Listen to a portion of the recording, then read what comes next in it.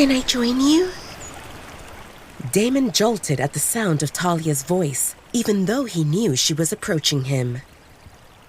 Damon was staring at the imaginary spot on the horizon, and the deafening sound of the waterfall below him overpowered any other noise, but he was aware of Talia's presence. "Absolutely," he responded, while scooting to the side to make space for Talia on the same rock. Talia sat next to Damon, and her mouth was slightly open as she took in the panorama. The cliff was higher than she initially thought. There was forest as far as the eyes could reach, and hills and mountains in the distance, and she could see the irregular formation of rooftops etched into the forest. Based on the arrangement of buildings, she knew that the town below them was OAKBURN. The river continued calmly after the waterfall and disappeared among the trees, but Talia knew that was the same body of water that formed the lake Talia recognized as the one where Keith took her during the summer solstice festival. How far were they from the pack house? She craned her neck to see if she could spot the pack house from there. Damon saw Talia leaning forward, and his arms circled around her shoulders to support her, and she stiffened upon contact. His heart ached at the thought that Talia's defenses were back up full force. "What's the state of your wolf?" Damon asked. I'm not sure, Talia responded. She said that she came forward because I was in distress and that it was too soon and she needs more rest. Before I lost contact with her, she said that you shouldn't mark me until you deal with Marcy. Damon pressed his lips into a line and nodded in understanding. His first impression with Talia's wolf was horrible. He remembered his first encounter with Talia. There was Marcy, between his legs, and if Talia could forgive him for that, then her wolf should be able to forgive that video. Hopefully. Now that your wolf has appeared, it won't take long for her to recuperate fully. They retract at the back of our minds to focus on healing. My wolf is doing the same. Talia's brows came together as she looked at Damon. He is? From the wolfsbane, he reminded her. Talia's face fell. That was her fault. If she didn't go into the forest, she wouldn't bump into rogues, and Damon wouldn't end up hurt. Damon could feel Talia's emotions, and he rubbed her shoulder gently. He will be fine in a day or two. Talia's guilt was replaced with panic. What if someone attacks you before he recuperates? Damon shrugged like it's not a big deal. I usually fight on my own. Don't worry, kitten. I won't allow anyone to harm you. Talia felt the urge to hug him tightly and kiss him senselessly, but she held that back. The video. Talia was still not over it, and she fought mightily against remembering the visual or Marcy's voice moaning Damon's name. Talia turned to look at the breathtaking view below them.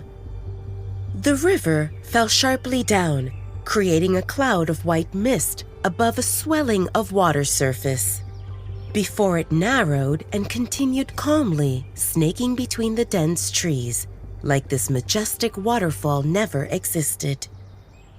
Do you come here often? Talia asked Damon, feeling the lack of conversation pressing on her and making her anxious.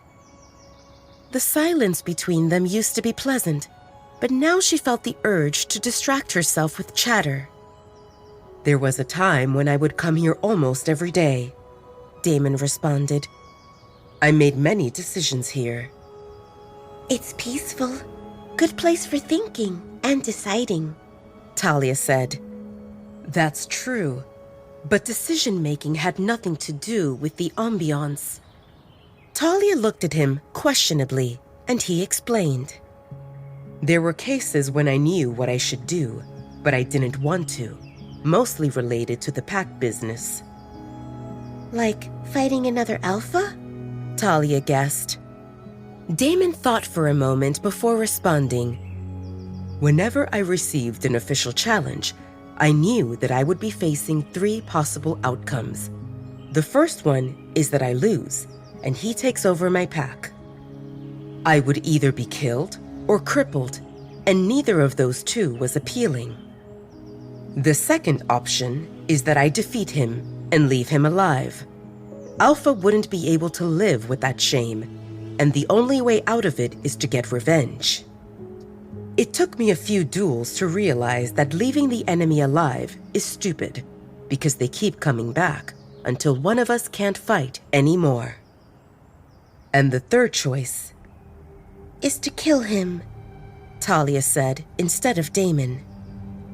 Damon feared that Talia would see him as a monster, but her emotions told him that she felt sorry for him. Yeah, that's his Talia, always finding good in people, even when they are set to kill. Talia felt her heart tightening. She had no idea what Damon's state of mind would be when he faced a situation knowing he would need to kill a person or be killed by the end of the day. There was a time when she thought that Damon was scary and ruthless, but now she knew that he has a kind and gentle side. And she was aware that Damon wouldn't extinguish life without a reason. Did you come here to calm down before the duel? Talia guessed. In a way, Damon said. This place helps me put things into perspective and understand what's important. And with my parents here, I would imagine if they would approve of my choice. Talia was surprised to hear that Damon would look for his parents' approval. She saw Damon as a confident alpha who is always looking forward and doesn't need anyone's support. But then, he started leading a pack before he was ready, and he needed someone to assure him he was doing a good job, even if that someone was long gone. Can you tell me more about it? Damon glanced down at the water far below their feet. What do you see? Water, mist, rocks. She focused on the details. Damon's expression told her that she missed something. What do you see? Answers, Damon said. Talia didn't get it. What? My options were to fight or not, and that would make a difference if I would kill my challenger or be killed. So, how do I steel my resolve and go into the fight prepared to kill? How? Talia asked after a few endless seconds that were filled with the clamor of water. I would leave it to chance. Chance? Damon turned a bit to face Talia. Like now. Should I fight for us or give up? Talia's brows came together. Was he thinking of giving up on them? But something was wrong with his expression. Why was her heart aching? Damon put his hand on Talia's cheek. His touch came with addictive sparks, and Talia ended up leaning into his palm. Damon smiled a little. If I am alive in a few minutes from now, I will fight for us, and no one will stop me from loving you, not even your wolf. Talia was still processing his words when he inched closer and pecked her lips once, twice, and then she opened her eyes, and the whole world slowed down when she saw Damon kicking off the rock and falling down the cliff until he disappeared in the white mist the waterfall created. Damon! Talia shrieked as her blood froze. A pair of shoes Damon left behind on the rock confirmed he did that on purpose. It was not accidental. Why the hell did he jump like that? No matter how good of a swimmer he is, there are rocks down there. Talia's anxiety swelled. Why was he not coming out? He can't die, right? He is strong and fast and a werewolf for crying out loud. With every passing second, knots in Talia's stomach were increasing. If you die, I will never forgive you!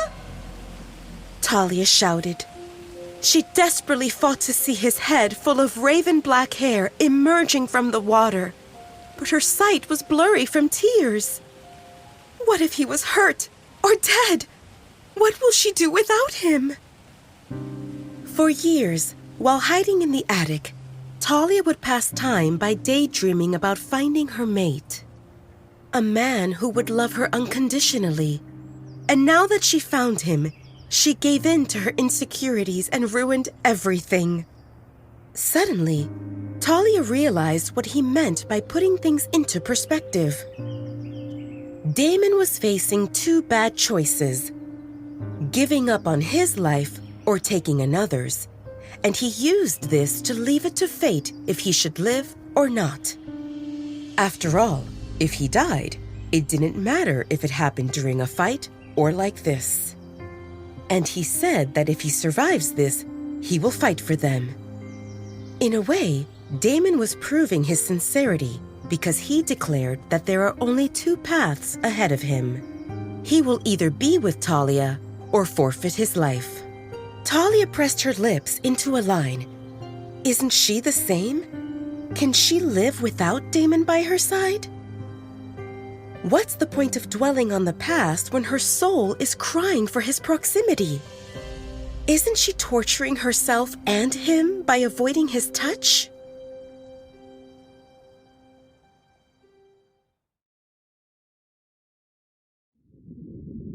Damon swam underwater with the goal of putting some distance between himself and the strong currents of the waterfall. It's been a while since he did a stunt like this one, and he found it cathartic. Was there a chance for him to die by jumping into this waterfall? Probably not. At most, he would get badly hurt. Why did he take that risk? Because the free fall mixed with the uncertainty of what's hiding below the mist, and it was exhilarating. For a control freak like Damon, jumping into the unknown was stressful and addicting at the same time. And it rewarded him with an immense sense of accomplishment when he emerged out of it unscathed, making him feel like he gambled with death and came out victorious. Just like every time before, the rush of adrenaline purged all insignificant things from his mind. In this case, as he was falling down, there was only one thing on his mind: Talia. Damon was painfully aware that his past was coming back to bite him with interest. In his defense, at that time, he didn't think about a mate. Actually, with every next woman who came on to him with ulterior motives, Damon's desire to find his mate was reducing. And considering that he started from zero, it was going into negative. Now Damon knew how stupid that was, but at that time, he was just a guy with an insatiable appetite and an endless stream of women who were throwing themselves at him. There was absolutely no reason for him to reject them. Would he act differently if he knew that one day he would meet his mate who will mean the world to him? Probably not. But would he act differently if he knew that his philandering would end up hurting his mate? Maybe? Who was he kidding? Damon was always a stubborn alpha, accustomed to instant gratification. And if someone told him 5 years ago how a wonderful woman would come into his life and he would be smitten, and that's why he should keep it in his pants, Damon would kick that person to another planet. How can an alpha keep it in his pants? He has needs. Unless there is a serious reason for suppressing the urges, every alpha will give in when a plethora of women are offering themselves wantonly. A promise that someday he will find something better wouldn't be enough for Damon to reject women who came at him. It's like when a parched man has glasses of crystal clear water right in front of him. Will he continue to suffer, or will he quench his thirst? Damon told himself to bury these thoughts deep inside his mind and not to allow them to resurface ever again. Because if Talia's wolf can read minds, he will be in a heap of trouble. Yes, Talia loves him, but she grew up differently and she won't understand. And Damon can't blame her, because if she had even one lover before him, Damon would rip that guy into pieces. Dwelling on the past was useless, and unfortunately, there is no medicine for regret. The only thing Damon can do is try to help Talia build defenses for situations when Damon's past resurfaces. Unfortunately, Damon didn't know how to tackle this problem. When he realized they were mates, Damon needed a few days to accept that he couldn't resist the pull of the bond. And a few days later, he acknowledged how Talia is adorable and wonderful in every way possible. If he was not a lustful jerk, he would probably fall in love with Talia even without the mate bond. Assuming he pays attention to her for long enough to realize how amazing she is, was this something he can use to get himself out of the current pickle?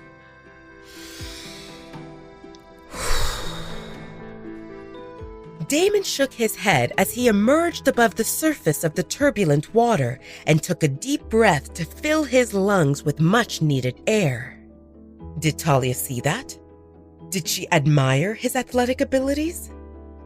Damon looked up and narrowed his eyes at the scene of Talia standing at the top of the big rock they were sitting on previously. What was she doing? Was she unable to see him?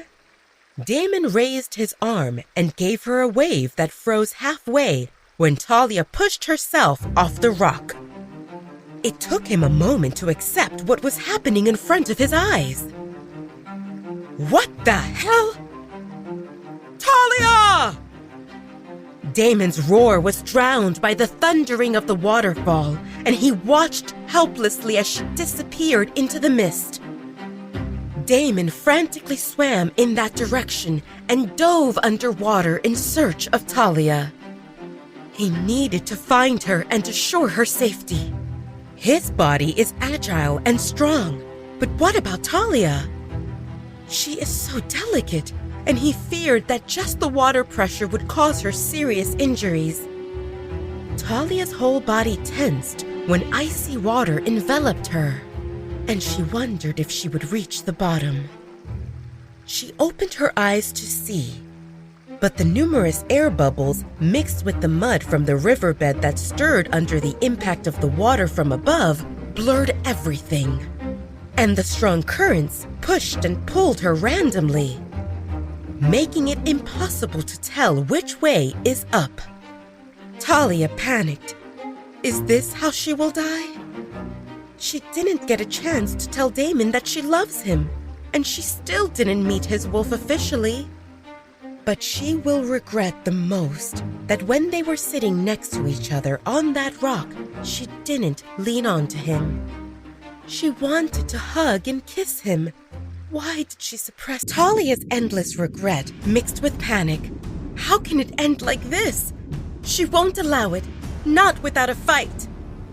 She closed her eyes and relaxed while trying to feel which way was up, when a sudden force pulled her to the right, and it took her a moment to realize that someone was holding onto her wrist. Talia's eyes snapped open, and she saw a familiar figure in the water. Damon! Talia moved toward Damon frantically and clung onto him like a koala, making sure not to obstruct his arms and legs so that he could take them out of the watery hell. She was counting her heartbeats and paying attention to the scarce amount of oxygen she had in her lungs. Surely she won't drown easily. Even without her wolf, she is still a werewolf, for crying out loud. Both Talia and Damon gasped for air when their heads emerged above water. Talia observed that they were between a thick stream of water and a massive rock formation. and it took her a moment to realize they were behind the waterfall that created a noisy privacy curtain, shielding them from prying eyes and ears. Damon reached to hold onto a nearby rock that was sticking out of the water. It was difficult to stay afloat in those turbulent waters. "What got into you? How can you be so reckless?" Damon shouted at Talia through the noise. "Why did you jump?" Talia looked at Damon and smiled goofily. She is alive, and he is alive as well. Isn't life beautiful? Damon was about to yell at Talia more when he heard her say, "I love you, Damon Blake." Talia spoke softly, but her voice reached him clearly over the clamor the waterfall created. Maybe because she spoke to his soul. Damon's handsome brows came together in a confused frown. How was he supposed to scold her now? Talia said that she loves him, and her emotions confirmed that. It was more than just love. It was trust and acceptance, and he knew that she forgave him. At least in her heart. A big burden fell off his chest, and he leaned his forehead on hers. They were floating in the water while relishing the happiness both of them felt, and there was a moment when their eyes met and the whole world stopped. Damon moved to kiss her lips, and Talia tilted her head to avoid him. Damon was exasperated. Now what? Talia punched his shoulder weakly. "You big dum-dum! Aren't you the alpha of the largest pack in North America? So many people are depending on you. How can you play with your life?" Damon wanted to say how he wouldn't die from that fall, even if there was no water below. But he kept those words for himself. Because if Talia finds out about that, she might be upset at him again. He understood that Talia was this clingy because she thought his life was in danger. He can roll with that. "How can I think about the pack when you are rejecting me?" Damon spoke with all the sincerity in the world. "Nothing makes sense without you, kitten." This was the truth. Talia looked at him incredulously. "First of all, I am not rejecting you. I was upset and needed time to sort out my thoughts. And second, did you need to jump like that? Don't you know how dangerous that was?" "If you knew it was dangerous, why did you jump?"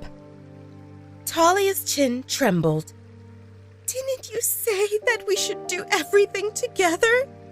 How can we be together if I don't follow you?" Damon smiled at her words.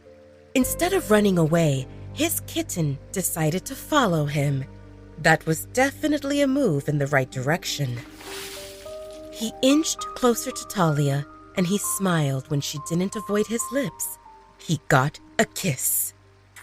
Talia was obviously holding back something, but she didn't push him away either. After a few kisses full of longing, Damon asked, "What's on your mind?" "A long time ago, I learned not to expect anything good from people because I only get disappointed. I have no idea how or why, but I started relying on you. If you..." Talia couldn't finish. Damon pulled Talia closer and held her tightly against his body. He could feel her emotions clashing. Her reasoning was backed up by years of abuse and neglect, and her emotions hung on a thin thread of hope that he wouldn't hurt her. They were both emotionally damaged, but their rough edges fit together perfectly.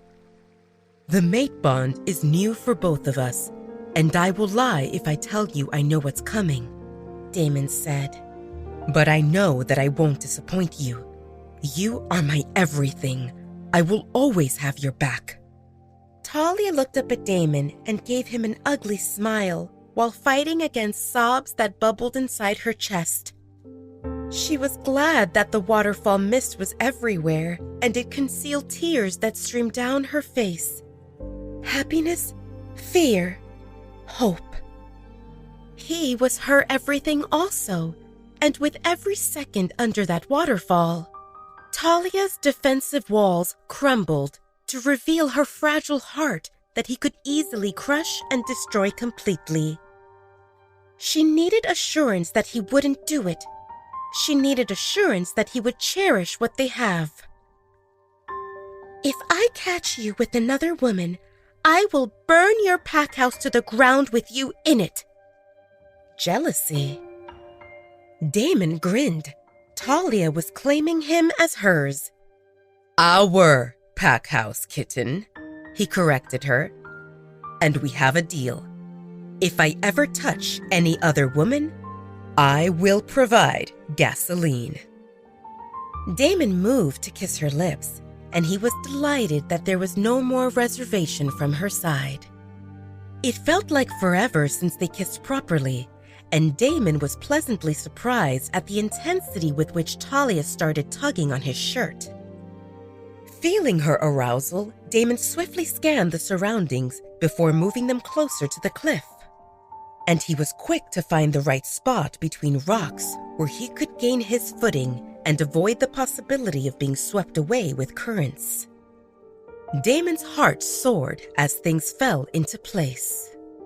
He was inside Talia as she embraced him with her arms and legs, and everything was back to how it should be. Damon and Talia were one. Damon and Talia were lazing on the soft grass that grew at the riverbank next to the waterfall, allowing the hot summer sun to dry their disheveled, damp clothes that they didn't bother removing. Damon was on his back, and Talia's head was on his chest with her arm around his waist. The lush, deep green grass rose around them, creating a natural privacy shield and an illusion that they were the only ones in the world. "Let's not do this again," Talia said. Damon cocked an eyebrow questionably. "Which part?" "Arguing, jumping into the waterfall," Talia said guiltily. It was her fault because she couldn't control her wolf who sparked their fallout. And it's not that Talia didn't agree with her wolf, but if she focuses on the negative things, it will ruin everything good. And there was so much good to enjoy. Damon agreed with Talia. He didn't want to argue either. He kissed her forehead and thought about what caused this mess. "I will delete all files that might upset you," Damon said with finality. Damon didn't need those files anymore, and he forgot about them. But then he forgot about many things since he recognized Talia as his mate. It was just like jumping into the waterfall. When he faced something daunting, all the noise disappeared, leaving only important things in focus, like Talia. "You don't need to delete them," Talia said. She wanted all that gone, but she also knew he held that evidence in case one of those women comes after him again. "I want to," Damon said with all the seriousness in the world. "You are the only woman in my life, and the only one in my heart. And you will be the only one on my hard drive. There will be no more games. I am about to get married, and I don't want to risk upsetting my wife. I am grateful that she accepted me despite my dirty deeds, but that doesn't mean she will tolerate it if random things remind her that her husband has a past full of mistakes." His lips lifted into a smile. "You see, Mrs. Blake is a jealous woman."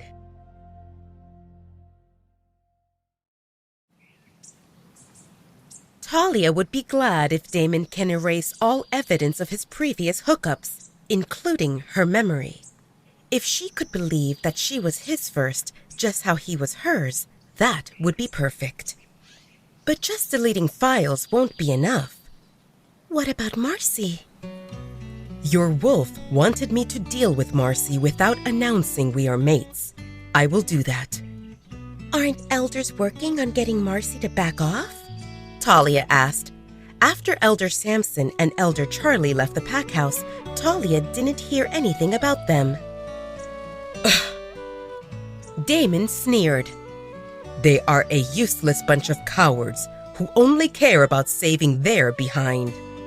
If they were any good, I wouldn't disband them as my advisors.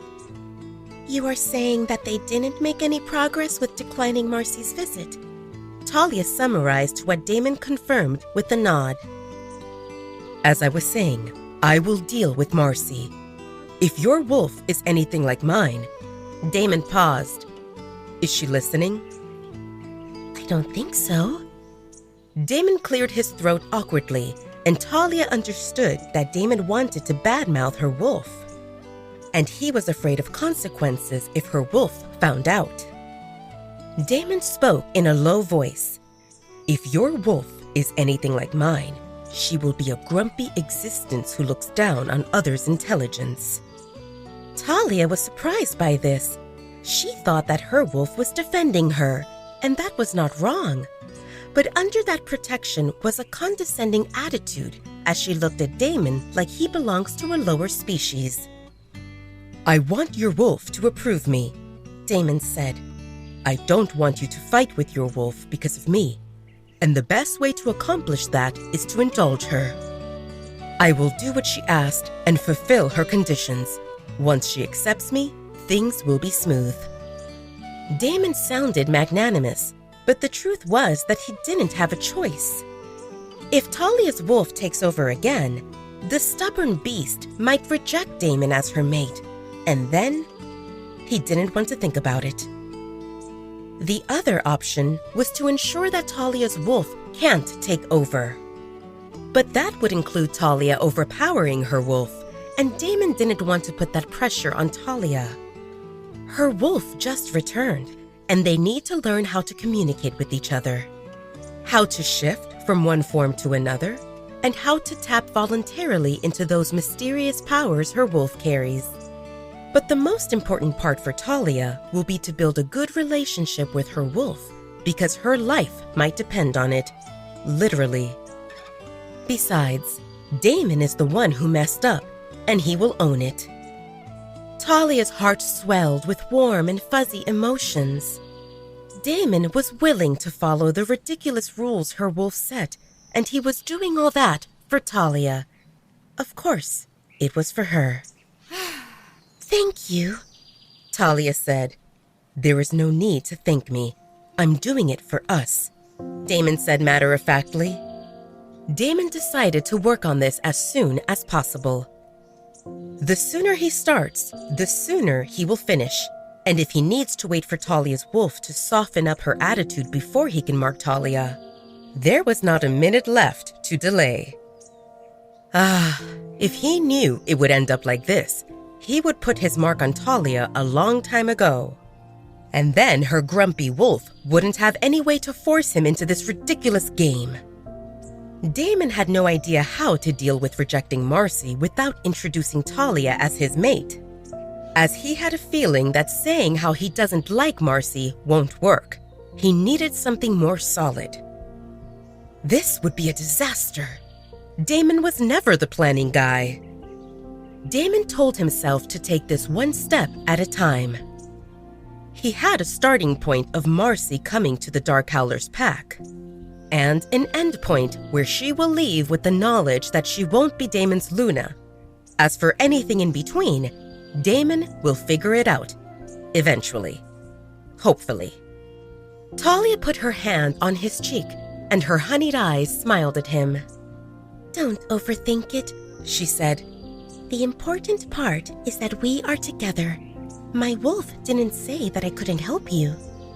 Talia was dazzled by the smile that bloomed on his face. If I knew that your determination to stick to me would soar after I jumped into the waterfall, I would have done that a long time ago. Talia's brows came together. Don't joke about it. I am not joking, kitten. I would do anything for you to be with me. Talia pressed her lips into a line. Promise you won't do it again. That will depend on the circumstances. Talia understood that as a no for the promise. You are blackmailing me. He didn't deny it. I told you I would do anything, blackmail included. I'm sure you have other ways to keep me by your side. Damon's lips lifted into a sly smile. That I do. Talia's whole body shivered when she felt his hot palm gliding over her thigh. She wanted to say how that's not fair. He was using the sparks of their bond to muddle her head. But then he kissed the base of her neck, where his mark should be.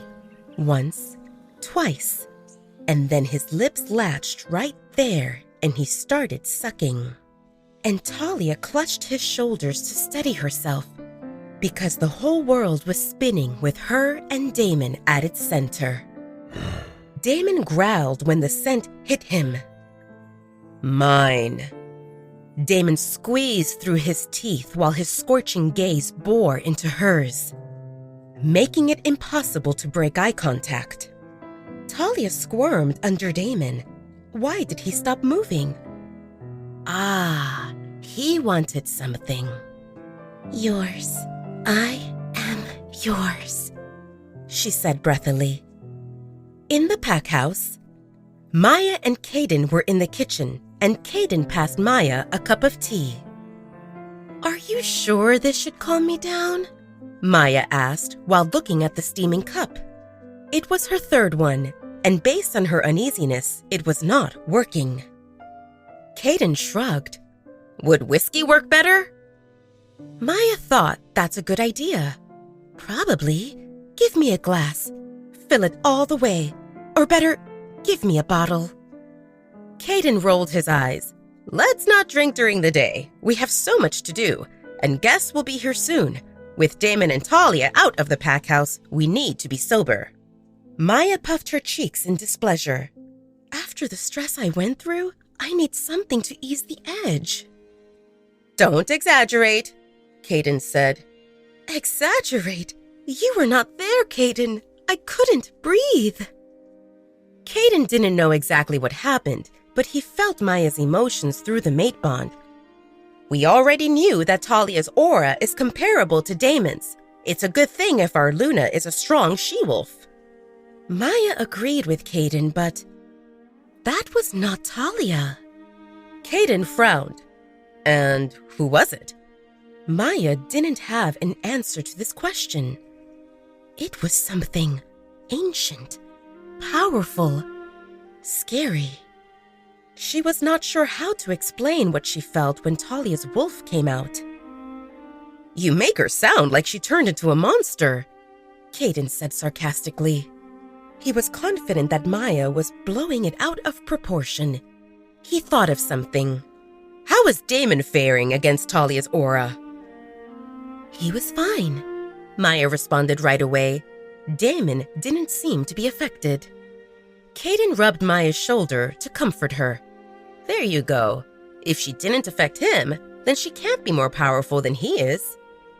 With werewolves, strength is determined by sheer strength or by genetics, where the ones with powerful aura can become high-ranking members of a pack. Between the two, genetics takes precedence because a powerful aura will force others to submit, regardless of how much time they spent training. Maya didn't know how to explain what she felt. It was not about who is stronger, but about the type of power. When Damon releases his aura, Maya has an urge to submit and obey.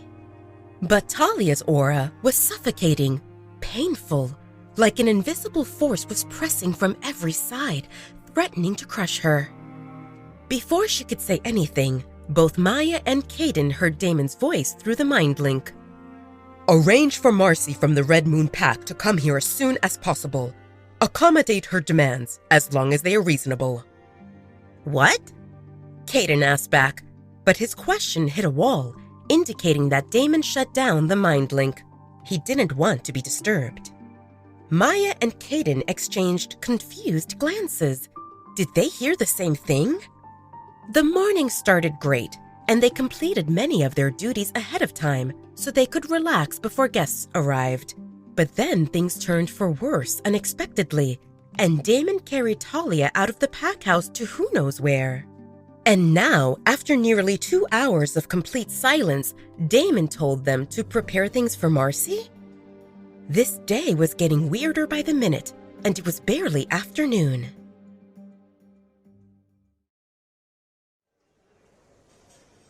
The Red Moon Pack.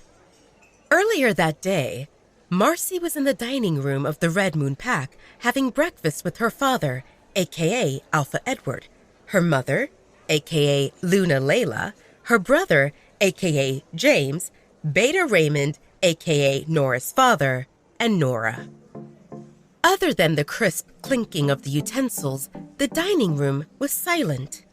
Luna Layla insisted that people shouldn't talk during a meal because no one should talk with their mouth full of food. Unless they had guests, their mealtimes were quiet occasions. However, the absence of people's voices didn't mean that they didn't communicate through their mind link. Marcy could see that they would pause their movements occasionally or make faces, which was an obvious sign of an ongoing conversation. It was normal for Alpha Edward and Beta Raymond to mind-link each other. Marcy guessed that they were discussing issues related to the pack. But this time, even Nora exchanged a few meaningful glances with Alpha Edward. Since when was Nora important enough to talk like that with Marcy's father? Marcy was happy that they kept her out of the pack's business, which meant that no one would talk to her. Since rejecting George, Marcy's wolf was getting weaker by the day, and that caused her mind link to falter sometimes. It was like making a phone call when one's phone has bad reception. Marcy believed that once Alpha Damon marks her, her wolf will stop sulking and things will get back on track. Actually, with an Alpha's venom in her system, she should get a power boost. That's just one of many perks she will get as Damon's Luna. Marcy? Marcy! Luna Layla called. Why are you not responding to the mind link? Marcy didn't want to admit she has problems because that would mean she needed to reveal that she found her mate and rejected him. I was just thinking something. What is it? Luna Layla frowned impatiently. I was asking if you want to join us. I'm going with Gabriella and Natalie for some shopping, a spa, and lunch. We should be back by mid-afternoon. Marcy was not eager to spend the day with her mother and her girlfriends.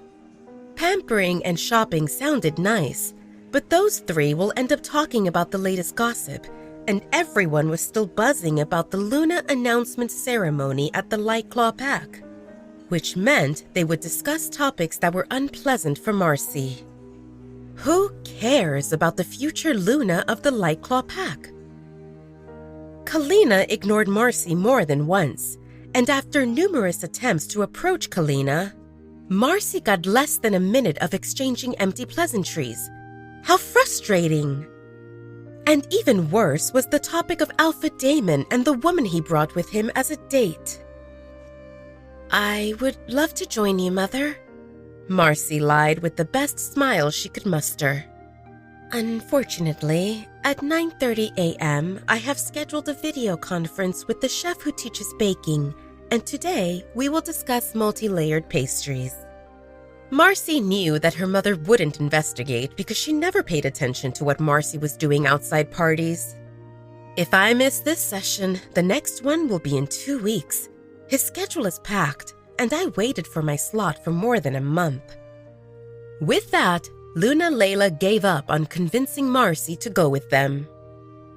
After finishing her meal, Marcy went to her room to find solace in reading online novels.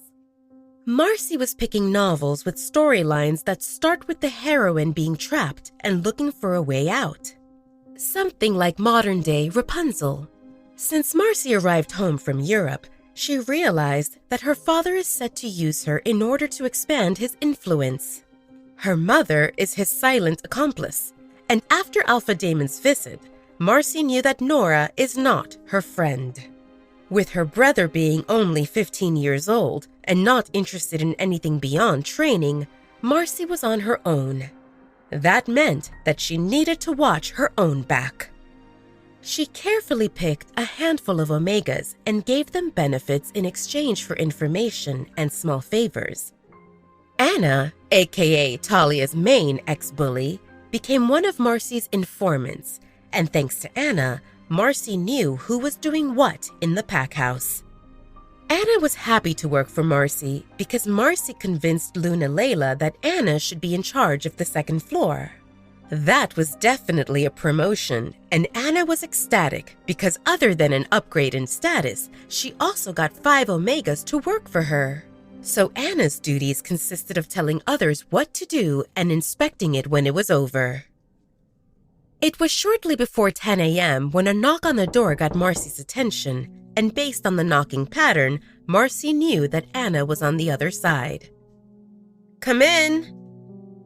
"Do you have something for me?" Marcy asked as soon as Anna closed the door behind her. Marcy didn't like that Anna would always come to deliver information in person, even for the small, insignificant things. Marcy had a guess that Anna wanted others to see her coming in and out of Marcy's room. It was proof that Anna is important. More than once, Marcy wanted to set boundaries to what information Anna should deliver in person.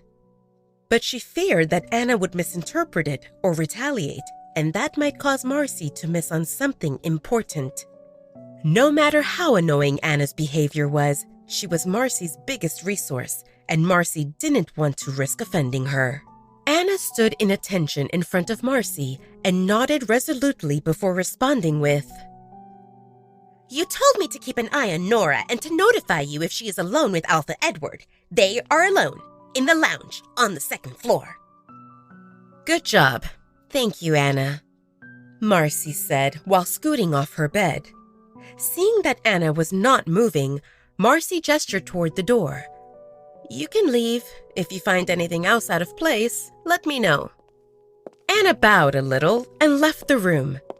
Marcy frowned. Why was Anna dragging her feet? She was an Omega, a servant. Marcy hoped that Anna didn't think about them being friends or something. Marcy snorted. What friends? Anna was doing this for benefits, and Marcy knew that if anyone gives Anna more benefits, the latter will switch sides without blinking. Actually, maybe Anna is working as a double agent and informing someone about Marcy's movements. But there was nothing incriminating. Marcy was careful. Even if Anna discloses what she was doing for Marcy, there shouldn't be anything wrong with just wanting to know what's going on in the pack house, right? Marcy can spin that into a story of how she is preparing to be an effective Luna of the Dark Howlers pack. Marcy confirmed that Anna was out of sight before making her way toward the lounge on the second floor through the empty hallways. The Omegas who are assigned duties in the pack house completed their work for the morning, so it was easy to move around without attracting curious eyes. It's not that Marcy cared if anyone saw her going into the lounge, but she hoped to keep this low-key, because only like that would she get a chance to figure out what Nora was up to. Marcy knew that Nora was not her friend, and that Nora was working for Marcy's parents with the main task to keep an eye on Marcy. That was not new. Another thorn in Marcy's side was Nora's reputation as a she-wolf who was attracted to high-ranking werewolves. Just that wouldn't be a big deal because Marcy didn't care how Nora lives her life. But Marcy was painfully aware that Alpha Damon belonged to the queue of Nora's hookups. And it happened when Alpha Damon visited them to discuss his marriage with Marcy. Despicable. On top of that, since Nora returned early from the party at the Lightclaw Pack, leaving Marcy with Luna Layla behind, Marcy suspected that her father and Nora were plotting something even more sinister. Marcy picked up subtle hints where Nora and Alpha Edward would exchange meaningful glances, like they knew something Marcy didn't. But there was no way that Marcy would say anything about it without proof. Actually, even with proof, Marcy would probably stay silent, but knowing what's coming would help her to prepare countermeasures.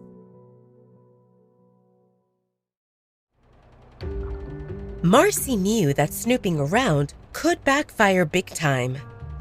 But how can Alpha Edward punish her when she was only days away from leaving for the Dark Howler's pack?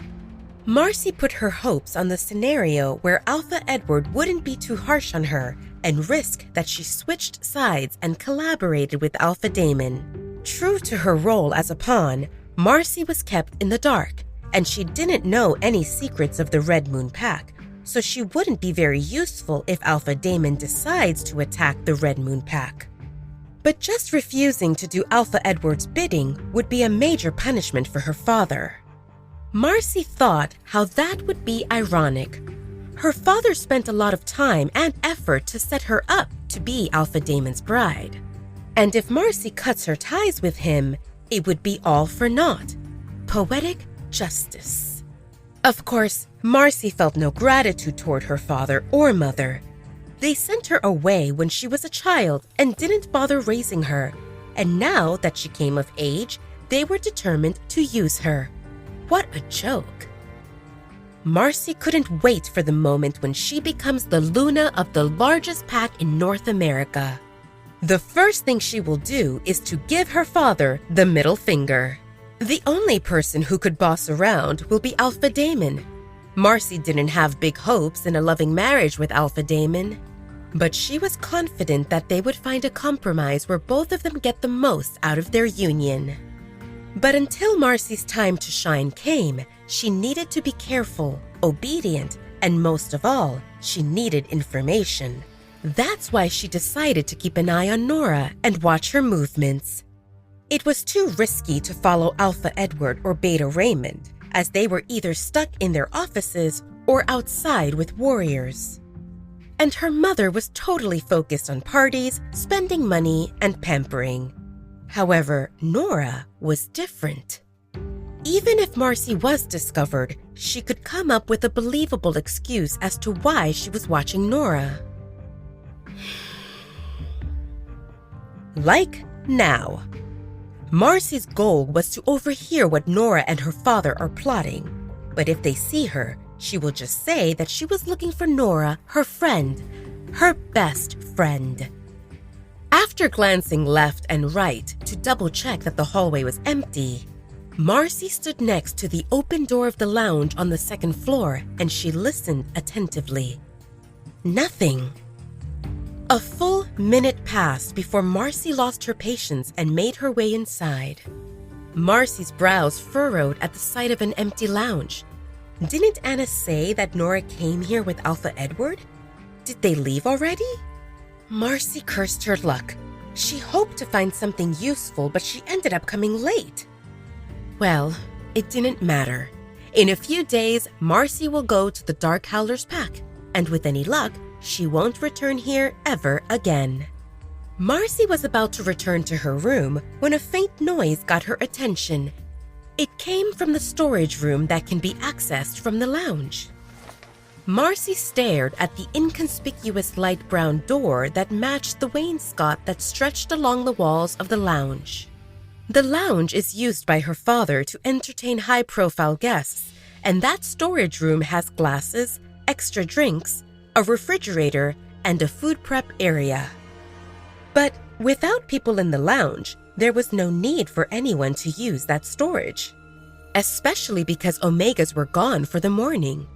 Suspicious. Was someone there, or did Marcy imagine that sound?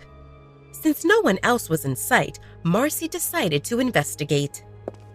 Marcy was a few steps away from the door when the shuffling sounds were heard again. She didn't imagine it. Was some Omega late with cleaning duties? Marcy's hand hovered above the doorknob, and she decided to listen a bit more sneakily because the sounds were ambiguous. Little by little, Marcy's ear got stuck on the door. Now she could clearly hear shuffling and heavy breathing. Definitely suspicious. It took her a moment to distinguish the sounds of two people, one male and one female. Marcy's eyebrows shot up when she heard moaning and groaning. Was someone? Oh, yes! A sultry female voice followed by another moan confirmed Marcy's suspicion. Why did that sound like Nora? Marcy's stomach dropped when she heard the next lines. Alpha Edward, you are the best! Marcy couldn't believe it. Her father and Nora? Marcy was nauseated. What about her mother? Luna Layla should feel the discomfort of her mate being intimate with another woman. Or was Luna Layla all right with her mate sleeping with another woman? And not just any woman. This one was young enough to be his daughter. And Nora was the daughter of Beta Raymond. Marcy sneered. Her mother threw away her dignity in order to enjoy the luxuries of being the Luna of the Red Moon Pack. Did Beta Raymond know that his alpha was sleeping with her? All this was too twisted. This was too shocking. She needed to get out of there. Marcy had no idea how she found herself back in her room, staring blankly at the ceiling and trying to make sense of what's going on. She knew that her father was obsessed with power and that her mother didn't care about things as long as she could maintain her lavish lifestyle. But now Nora's role in all this changed. Nora was not just some girl who was keeping an eye on Marcy. She was her father's mistress. Was this something ongoing or a one-time thing? Considering their relationship, it would be difficult to believe that it was only once or twice. Since when? Did it start when Alpha Edward and Nora left the party at the Light Claw Pack early? Alpha Edward said that he would punish Nora for approaching Alpha Damon on her own and disturbing him. But now Marcy understood that there was not much punishment involved. Now that Marcy thought about it, her mother was unusually stiff and grumpy after Alpha Edward and Nora left. Was it because her mother knew what was going to happen between those two? Would her father still be interested in Nora if he knew that she slept with Alpha Damon? Probably not. Alpha Edward was consumed with greed for power, and he would gladly push his daughter into marrying Alpha Damon. Compared to that, accepting that his mistress slept with Alpha Damon doesn't seem to be much. Marcy thought that the walls were closing in on her. People around Marcy wanted to use her for their own agenda, or they didn't care about her. And this was supposed to be her family, damn it! Marcy told herself not to bother with things she can't change. Marcy saw her trip to the Dark Howler's Pack as a way out of this hell. She will be whoever Damon wants her to be, and he will mark her and make her his Luna. And then Marcy will be able to cut off her ties with this twisted family and the Red Moon Pack. Marcy laughed bitterly. Wasn't Alpha Damon just as twisted as her father, if not more? If he had any decency, he wouldn't sleep with Nora when he came to discuss marriage with Marcy. But no matter how bad Alpha Damon was, surely it can't be worse than here. However, just in case, Marcy needed a backup plan. She got an idea. Marcy would take her jewelry when she leaves for the Dark Howler's Pack. If things didn't work out, she would sell it and use that money to disappear. Maybe she could return to France. Her apartment in Paris was still leased under her name, and she could stay there until she figures out what to do next. And she also has a few friends speckled through Europe. Will her father look for her? Probably. She will need to be sneaky because if her father catches her after disobedience, Marcy will be in a heap of trouble. She let out a frustrated breath. Will she dare to defy him?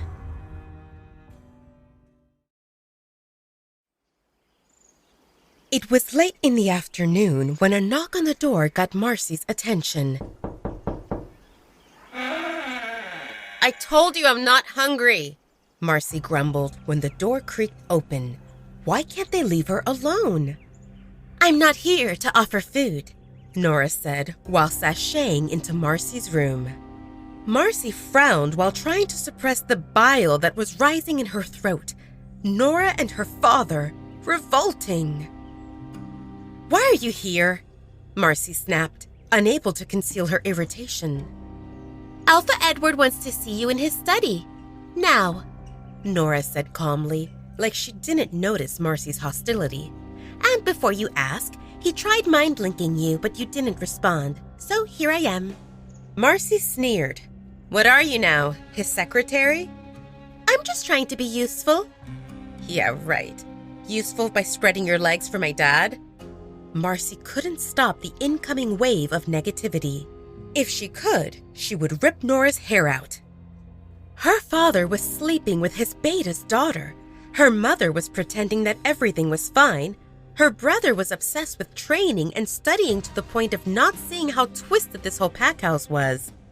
But then, maybe it's like this in every pack house. But Marcy didn't know about it because she grew up in a different environment. Marcy adjusted her mood while chanting internally that this would only be for a few days, and then she would find her exit. Either as the Luna of the Dark Howlers pack, or as an unknown she-wolf in Europe. A few breaths later, Marcy scooted off her bed. It was time to see what her father wanted. "You called for me?" Marcy asked when she entered Alpha Edward's study with Nora one step behind her. Marcy noticed that her brother was also there. That was unusual. Normally, her brother would spend his days at the training ground. "I have good news," Alpha Edward said with glee. Marcy was alerted. Somehow, she had a bad feeling about this, and she held her breath when her father spoke. "Alpha Damon called. Pack your things. You will head to the Dark Howlers pack tomorrow." "Do you need help packing?" Nora offered cheerfully. No. Marcy rejected Nora without missing a beat, and she took a moment to process her father's words. "Alpha Damon called asking me to go there tomorrow?" Alpha Edward nodded. "The exact words were, as soon as possible. But I guess you will need some time to prepare, so plan to head out tomorrow morning." Marcy pressed her lips into a line. Based on their agreement, she still had a few days before she needed to leave.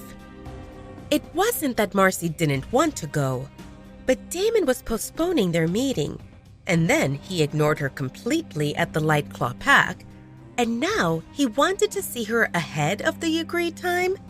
Suspicious. Alpha Edward narrowed his eyes at Marcy. "You don't look excited about this." No. Marcy was quick to deny it. "It's just unexpected." Alpha Edward didn't think much of it.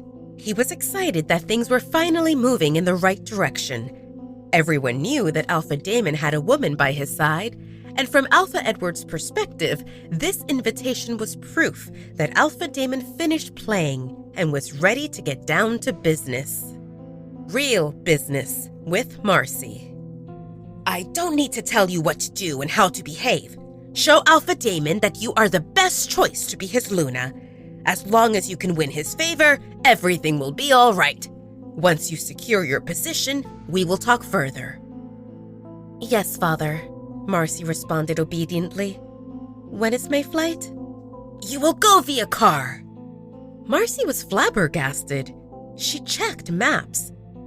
With a plane, it would be only a few hours, while driving would take up a full day. Sure, plane rides were uncomfortable for werewolves, but what's a bit of discomfort in exchange for saving hours? "I am fine with flying," Marcy said. "But Nora isn't," Alpha Edward deadpanned. Marcy was not sure if she heard him right. She had a hunch that Nora would tag along, but somehow she hoped to avoid it. "Nora is coming with me?" "I will watch your back and make sure you are not mistreated," Nora chimed in from the side. Marcy gritted her teeth. Yeah, right. She would rather have a pack of feral dogs to watch her back. Other than telling Alpha Edward about every move Marcy would make, would Nora try to sabotage Marcy on the way to the Dark Howlers pack, or after they reached there? Or maybe Nora was tagging along so that she could get into Alpha Damon's bed again. Maybe it was all of those. Alpha Edward nodded in approval of Nora's words before adding, "James will also accompany you." Marcy looked at her 15-year-old brother without returning his smile. Why is he coming? Nora got information that Alpha Damon is hosting a group of people at this time. Alpha Maddox from the Blue River Pack and future Alpha Anthony from the Light Claw Pack. Their visit is not purely social, as they will be training, and this is a great opportunity for James to expand his horizons. Alpha Edward gave an unusually lengthy explanation. As a bonus, Mindy from the Blue River Pack will be there, and also Kalina, the future Luna of the Light Claw Pack. Use this opportunity to befriend them. Marcy's stomach was tied into knots at the memory of Mindy, Kalina, and Talia gelling well at the party while ignoring everyone else, Marcy included. Those three were laughing and having a good time, while the rest of the guests gossiped about Marcy like she was the abandoned mistress. Marcy would never forget that embarrassment. But never mind, she would swallow her grievances for now. Once Marcy became the Luna of the Dark Howlers Pack, she would show everyone where they belonged. Marcy wanted to know only one thing. What about security? I handpicked a number of warriors to accompany you, but it seems that everyone else will be there without security, so... Marcy couldn't believe this. You are letting us go unprotected? It wasn't that she feared thieves or being kidnapped. Marcy's biggest concern was Nora. Sure, her brother was going, but he was useless. Alpha Edward raised his hand, indicating to Marcy to be patient. I didn't say that, but I can't send many warriors with you without arousing suspicion. This is a delicate time where we need to show goodwill and not provoke Alpha Damon. Once you become his Luna, we can act freely, but until then... He made a face like his hands were tied before continuing. I came up with something in between. With the pretense of training, my most capable commander will accompany you. Marcy was not happy about this. One warrior? Don't be dramatic. It's not like I'm sending you to war. Alpha Damon's pack is safe, and with your identity as my daughter, no one will dare to harm you. Besides, my commanders are not just warriors. They are well trained in strategizing, leadership, and decision-making, Alpha Edward said matter-of-factly. Actually, the man who will accompany you is the second reason I called you here. He is on his way, and I want you to meet him. Even though he is young, his skills are top-notch, and his aura is domineering enough for him to qualify as a high-ranking member. Too bad he is lacking experience, but that will change by the time James takes over this pack. Marcy was not listening anymore. It was rare for her father to praise a person, but she didn't care how awesome this commander was. Unless he had eyes at the back of his head, didn't need to sleep, and wouldn't keep Nora out of his sight, he was simply not enough. Marcy was hoping that with a larger party, there would be more people keeping Nora in check. But what could one person do? And it didn't seem that her father would assign more people. He made up his mind, and Marcy would need to work with what she has. Marcy plastered a smile on her face while looking blankly at her father and waiting for him to finish so that she could leave.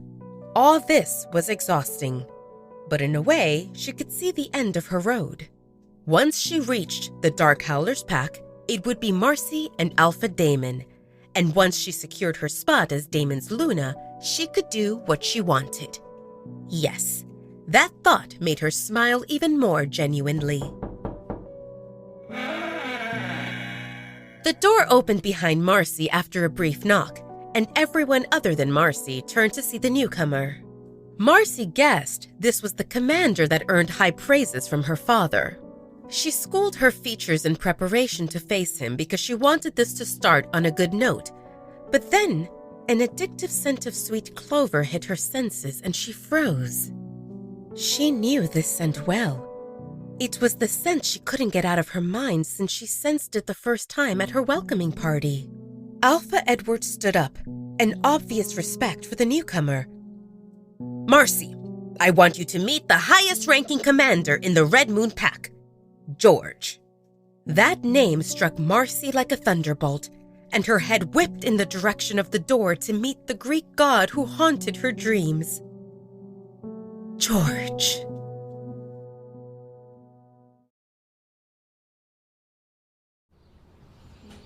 Marcy couldn't snap out of her daze that was muddled by the excitement of her wolf. Marcy didn't feel her wolf in some time, yet now she was coming back. Did that mean she was not having a nightmare and the guy in front of her was real? "George, this is my daughter Marcy. I was just praising your abilities." George's eyes didn't leave Alpha Edward. "You flatter me, Alpha." Alpha Edward bobbed his head in approval. He noticed that whoever saw Marcy, their gazes couldn't stop roaming her body. After all, werewolves were licentious creatures, and Marcy was a good-looking she-wolf. Yet Commander George knew that Marcy was forbidden fruit. This confirmed Alpha Edward's previous assessment that George was the right person to escort Marcy. "This is what I like about you. Always humble. And you know your place, no matter how high you reach," Alpha Edward said to George, and then spoke to Marcy, who was still gaping at the newcomer like someone stuck two invisible fingers in her mouth. "George is undefeated among commanders, and he can get any benefits he wants. Yet he always volunteers for missions, stays late at the training grounds to work with warriors, and he even helps with cleanup. Despite his young age, he is one of the pillars of the Red Moon Pack, and also a great role model for James. It's my honor to personally train the future Alpha," George responded. "James is lucky to have you. We all are." Alpha Edward turned to Marcy. "George will keep you safe. I trust his abilities, and you should as well." Marcy nodded absent-mindedly while trying to wrap her mind around this bombshell. What the hell? Is this Greek god with a head full of brown hair and gorgeous chocolate eyes the same George she identified as her mate at her welcoming party a few weeks ago? The same one she rejected? But wasn't he an Omega? How did he turn into the highly praised commander? And why did he smell so delicious? She couldn't stop staring at him. The man was simply too handsome. Marcy wanted to ask if he was the same guy, but her father was there. And George barely spared her a glance. He was standing ramrod straight with his arms behind his back, and Marcy was struggling to maintain her composure. "Marcy? Marcy!" Alpha Edward's stern voice pulled Marcy out of her thoughts. "Aren't you going to greet George? Where are your manners?" Marcy blinked at her father in confusion, and then she plastered a smile on her face while extending her hand for a handshake. "I am Marcy. It's a pleasure to meet you, Commander." George looked at Marcy's hand for a moment before returning the gesture. "Call me George," he said, and his eyes flashed with something unfathomable when their hands connected. His lips lifted into a half-smile that didn't reach his eyes. "Trust me, the pleasure is mine." The handshake lasted only for a second, but Marcy clearly felt the sparks. How was that possible? Didn't she reject him? She had so many questions, but she couldn't ask any of them in front of her father. Oh, and James and Nora were there also, watching them carefully. Marcy saw Nora standing on the side, ogling George, and Marcy felt fury stirring inside her as she wanted to gouge Nora's eyes out. How dare she look at George in such a way? "George is mine." Marcy quickly stopped those words from spilling out of her mouth before she caused a catastrophe. What was wrong with her? She needed some time to process all this and to come up with a plan because things were spiraling out of control. After finding out that Nora was sleeping with Alpha Edward, Marcy was convinced that she was ready for whatever that duo had in store for her. But this was unexpected. "That's better," Alpha Edward said to Marcy and turned to George. "Plan to spend at least a week at the Dark Howlers Pack, maybe longer. I don't expect that anyone will cause you trouble, but until Marcy settles in her role as the Luna of the Dark Howlers Pack, I will entrust her safety into your hands." Marcy swallowed a mouthful of air. Did she hear that right? George would be guarding her? If she had any doubts that George was the same man she rejected as her mate, the sparks during the handshake dispelled any doubts. He was the same guy. "Dad, can we have a word?" Marcy asked. "Sure." Alpha Edward gestured for Marcy to speak. "In private, please." Alpha Edward frowned a bit. "If this is something about your upcoming visit to the Dark Howlers Pack, Nora, James, and George should hear about it. After all, you are all going together. And if it's not about it, it can wait." Alpha Edward's impatience was obvious, and Marcy backtracked. "It can wait." "Good. Then, I suggest that you and George get to know each other. Why don't you take a walk in the garden?" Marcy and George walked in silence through the garden. Marcy inhaled a sharp breath and turned to George. "George, about what happened." "Your father is still watching us." George's stern tone sent shivers down Marcy's spine. Was it wrong to say that through all that guilt and confusion, she was also excited? No. The excitement was coming from her wolf. Marcy gave a small nod of understanding. She already confirmed that George was not a simple man. Of course he was aware that her father was watching them. "Is there a place where we can talk?" Without a word, George gestured toward the path on the right, and Marcy followed after him. A minute later, Marcy stood in front of the door that led into a storage house. George was inside already. It was a good place because it provided privacy, but at the same time, Marcy was reluctant. What if George did something despicable? Marcy dispelled that thought. George was obviously loyal to her father, and he wouldn't dare to harm her. On the other hand, George's loyalty to Alpha Edward meant that George was another person who would make sure that Marcy behaved according to Alpha Edward's wishes. "Are you coming or not?" George asked with impatience in his voice from the storeroom that looked unusually dark, even with the unobstructed windows. Marcy was dejected. Why did she come here? Was there a point in saying anything? George would probably parrot everything to her father, but there was something she wanted to know. Marcy got inside and closed the door behind her. She observed George, who stood ramrod straight with his arms behind his back, as his legs slightly parted, and she took in a deep breath that filled her lungs with the stale air of the storehouse and delicious scent of the sweet clover that definitely came from George. "Why did you say that you were an Omega?" Marcy asked. "I didn't," George said curtly. "But—" Marcy paused while recollecting their brief conversation that happened right after she kissed him and before she rejected him. Marcy's brows came together. George was right. He said that he was a nobody who cleaned training grounds, and she assumed the rest. "Why didn't you clarify it?" George sneered. "Clarify what exactly?" He took a step closer to Marcy, and she swallowed hard while wishing that he maintained his stony, unreadable expression. Because his vicious gaze scared the shit out of her. Even her wolf whimpered while covering in fear.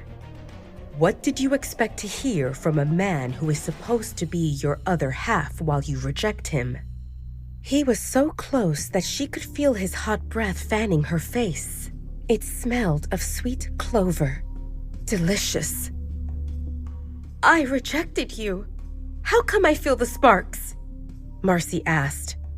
When he didn't respond, Marcy tried to touch him, but he stepped away to avoid her, and Marcy realized, "You can feel them also? Why?" George narrowed his eyes on her. "Because I didn't accept your rejection." Marcy was not sure what to think about it. Her wolf was happy, but what about Marcy? The memory of George's strong arms around her and his flavor seeping into her system were still vivid. And Marcy really wanted to get closer, touch him, kiss him, and much more. But if she did that, everything related to her becoming the Luna of the Dark Howler's pack would be voided, and her father would skin her alive.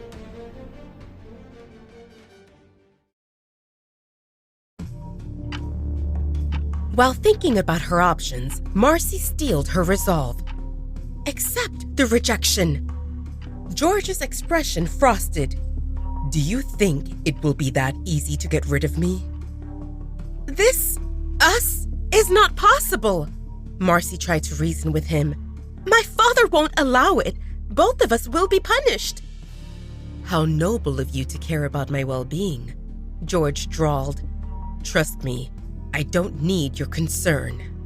Besides, aren't you just thinking about not ruining your chances of becoming the Luna of the Dark Howler's pack? Instead of daydreaming about Alpha Daemon, you should worry about the moon goddess punishing you for rejecting the mate bond. How can you think about another man when your mate is right in front of you, alive and kicking? Your wolf is probably getting weaker. Can you even shift?" Marcy pressed her lips into a line. He was right. Her wolf was getting weaker, and Marcy was unable to shift. "What about you? Your wolf should be weak also." George cocked an eyebrow at Marcy. "My skills extend beyond what my wolf can offer. You see, I risked my life many times when facing enemies, and it's not an exaggeration to say I'm lucky to be alive. What is my wolf in exchange for letting you experience the embarrassment when your future husband realizes that you are weak and useless? Alpha Daemon will discard you, and your father will punish you, and I will be right there, watching." Panic swelled within Marcy. "You are doing this on purpose. You volunteered to accompany me to the Dark Howler's pack." George didn't deny it. "Alpha mentioned that he needs someone for the job, and I suggested that it's better to send one capable person than a dozen warriors because we don't want to arouse suspicion." "You manipulated him," Marcy said in disbelief. At first, Marcy guessed that it was Nora's doing to reduce the number of warriors who would watch over Marcy, but now she realized it was George. George smirked. "You should worry about yourself, princess." Marcy swallowed hard. What was that supposed to mean? "Are you threatening me?" "How can a lowly servant dare to threaten his master?" George said sarcastically. "Your downfall will be looking down on people. I thought you were different, but you are just a pampered princess who doesn't know the value of hard work because you were born with a golden spoon in your mouth. And you never cared to look at the world around you. Even without a war on our hands, every warrior suffers through daily training. And even the worst performer from recruits under my care is worth more than you ever will be." George's hostility was tangible, and Marcy realized that her rejection hurt his ego. Is that why he didn't accept it? So that he could torture her? But wasn't he torturing himself also? Before she could come up with something reasonable to say, George spoke again. "I hear that Alpha Daemon values his warriors and his Omegas equally. I wonder how long it will take him to see how ugly you are under that pretty face." Marcy paled. "What will you do?" "Me? Nothing. I will watch you as you self-destruct. I wonder how his mark will affect you, considering that you have a mate bond already." Marcy was shocked. He had a point.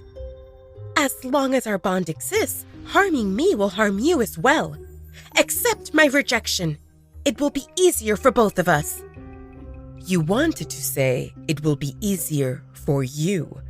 George squeezed through his teeth. "I am used to the pain and denying myself what my heart desires. How about you, princess?" George took a step closer to Marcy, and Marcy thought that he looked like a mountain as he gazed at her from above, and his smirk was unsettling. "What's with your hostility toward Nora? I thought you were supposed to be best friends." Marcy blinked in confusion. How did he know? It took her a moment to realize that he can feel her emotions. "Nothing." "Was it because she was eye-fucking me?" George asked mockingly. "How can you be jealous when a she-wolf is desiring a mate you rejected? Or is there more to it?" Marcy pressed her lips into a line. There was no way she would tell him that Nora slept not only with Alpha Damon, but with Alpha Edward also. And Marcy was jealous when Nora ogled George. Everything was a mess, and it was getting messier by the minute. She needed an exit so that she could think. But first, if my engagement fails, I will be punished. But what will happen to you if I disclose we are mates? Will you go against my father? Against your Alpha? George was not moved. "Your father can't defeat me. If he makes things difficult for me, I can always leave. With my skill set, any pack will be happy to take me in. I wonder if the same applies to you." Marcy opened her mouth to retort, but then George's aura pressed on her to prove his point, and Marcy ended up lowering her head in submission. Wait, what the hell was this? Marcy couldn't believe it. Why was she submitting to him? She has alpha blood running through her veins. Beads of sweat formed on Marcy's forehead as she fought mightily to raise her head, just enough so that she could see him. "I've rejected you. Aren't you a prideful commander? How can you stand being close to me?" "The more I hate you, the closer I want to be." George squeezed through his teeth. Marcy's heart tightened. He hates her? She rejected him. Why would she care about his feelings? It must be her wolf. What kind of a twisted situation was this? Her mate refused to accept her rejection, tying her to him. Yet he obviously didn't have an intention to claim her as his. He hated her. Or did he? Marcy remembered that she should be able to feel his emotions. She focused on the pull that was getting stronger by the second, and there she felt anger, dejection, desire. Yes, desire. Just how she was affected by his scent and the sparks of the touch, he was the same. Marcy moved closer to George, and he took a step back. She smirked. "Are you afraid?" The dangerous glint in George's eyes told Marcy that he accepted her challenge. She took a step closer to him, and another, and then she placed her hand on his chest. The delightful sparks tingled her palm through the thin fabric of his t-shirt that did little to conceal his impressive physique. "You don't hate me, George. You..."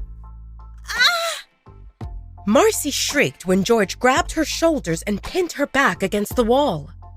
Before Marcy could recuperate, George's lips landed on hers, and his tongue plundered her mouth mercilessly, dazing her within seconds as arousal overtook her senses. The pull of the mate bond was undeniable, and the only thing on Marcy's mind was to get closer to George. He smelled appetizing, and this flavor was even better. Mate. Marcy wanted to hug him, but his hold on her shoulders was solid, preventing her from moving her arms, and she moaned in protest. His kiss was violent, not gentle at all, and Marcy felt her insides shuddering as all the sparks of their bond converged at her core. The kiss stopped abruptly, just as it started, and Marcy was in a daze when she saw George looking at her mockingly. "Worry about what I will do, princess. My emotions are not important because I am used to ignoring them. I wonder, What will Alpha Damon do if he finds out that you get so easily aroused by someone else? And with that, George left the storage house without looking back. It took Marcy a minute to collect herself enough to leave the storehouse and drag herself back into her room. Marcy plopped on her bed and cursed her terrible luck. This was going from bad to worse, and she had no idea how to stop this crazy ride. Until half an hour ago, she thought that her biggest obstacle would be to win over Alpha Damon. Sure, she suspected that Nora might tag along, but only after Alpha Edward confirmed it did Marcy see Nora as a real annoyance. Why was Nora coming? Was she trying to get into Alpha Damon's bed again? Shouldn't Nora be satisfied with the benefits from Alpha Edward? Surely shagging an older guy must come with benefits, even if he was an alpha. Marcy was nauseated at this thought. Her father and Nora. Disgusting. But now George was in the picture also. Her mate. What the hell was his problem? If George put his stupid pride aside and thought for a moment, he would realize that Marcy was right. There was no future for them other than a grim ending. And if George thought differently, he should take it on the Moon Goddess or on Alpha Edward and not on Marcy. Marcy was only thinking about surviving this until her chance to escape appeared. Why was George treating her like she was the bad guy? She believed that her trip to the Dark Howler's pack would be a way out because it would end in one of two ways. Either Marcy would cement her position as Damon's Luna, or she would escape the clutches of her father and this crazed society of werewolves. Unfortunately, with George added to the mix, Marcy realized that her chances of failing at both increased exponentially. This was a disaster. At the Dark Howler's pack later that afternoon, after formidable lovemaking in the soft grass next to the waterfall, Damon and Talia took a dip in the river to freshen up, and then Damon carried Talia back to the pack house. Neither of them wanted to leave that noisy place where they reconciled and found peace, but with the guests coming, they had to. Damon and Talia left visible marks of their presence in the form of a patch of flattened grass close to the base of the waterfall, and 2 pairs of footprints up on the cliff. The couple arrived in the restricted area full of questions and uncertainties, and left with the conviction that they would give it their all to stay true to their bond. Damon and Talia were not sure if the Moon Goddess had a plan on her mind when she paired them up, and they didn't know what awaited them on the road ahead. However, they were confident that it would be all right, as long as they were traversing that road together. "We should visit your parents more often, and not only when we are facing a challenge," Talia said softly while leaning her head on Damon's shoulder. By now, she was used to him carrying her around princess style. He loved to hold her, and she let him have it. "I want to bring flowers and to thank them for their help," Talia continued, knowing that Damon was listening even though he didn't give any visible reaction and his steps continued steadily. "You were right. That place is good for finding answers and putting things into perspective. I realize that no matter what happened in the past, I can't see my future without you in it. We will pacify my wolf, and she will see how wonderful you are. Until then, I will study hard to be the Luna you and our pack deserve." Damon was delighted to hear Talia's words as her sincerity washed over him. And she said, "Our pack." He kissed her forehead. "You are already more than I deserve, kitten. There is no manual on how to be a good Luna, but I know that you are perfect. The Dark Howler's pack is lucky to have you, and so am I." Talia smiled and didn't want to counter his words. It sounded nice, but how could she be perfect when most of the time she had no idea what to do? The perfect example of her ignorance was that she always ended up in trouble and Damon came to her rescue. She was unable to stick to simple instructions like, "Don't go into the forest alone." She knew that it was risky, yet she still ended up going, more than once. But this time, it would be different because she steeled her resolve to listen to Damon. After all, he proved numerous times that he wanted only the best for her and to keep her safe. And if he said not to go into the forest, she needed to take it seriously. Damon carried Talia into the office on the second floor of the pack house that was 3 doors ahead of his and Talia's office. That room was intended for Beta to use when he dealt with pack-related business, but Caden and Maya were usually out in the field or would discuss things in their bedroom, so their office was rarely used. It was the first time for Talia to enter this space. Maya and Caden were there, and after greeting them, Talia observed that Beta's office was comparable to Alpha's in size. There was one long desk with 2 computers, obviously for Maya and Caden to use, built-in bookshelves filled with books, several tall file cabinets along the left wall, and a sitting area with a long sofa, 3 chairs, and a coffee table. The gray tones got a pop of color from green leafy potted plants that stood tall in each corner. Damon sat on the sofa with Talia on his lap and asked Maya and Caden, "Did you do what I asked you?" Maya and Caden nodded, knowing that Damon was referring to their task to arrange for Marcy to come. "Well?" Damon asked impatiently. Seeing that Maya and Caden hesitated, Damon explained, "Talia knows. There are no secrets in front of her." Maya's face contorted into a frown. That's what he said the last time, and Talia ended up turning into a monster when she saw the video. Maya didn't want to experience nearly kissing the floor again, so she looked at Caden, silently telling him that he should talk. Caden didn't think it was a big deal. His alpha wanted updates, and Caden had some to give. "We got confirmation that Marcy will arrive with 3 more people, either tomorrow evening or in the morning, the next day. That will depend on when they leave, and if they will stay somewhere to rest for the night because they have only 1 driver. As for requests, there was only 1. They all wanted separate rooms in the pack house." "Who is coming?" Damon asked. He knew about Marcy, but the other 3 were unknown. If those were regular warriors, it would be unusual for them to stay in the pack house. "Marcy is coming with Beta's daughter, future Alpha James, and Commander George," Caden said without too many explanations. They all met Nora, James, and George during their visit to the Red Moon Pack. Damon didn't want to think about Marcy or that Beta's daughter, whoever she was.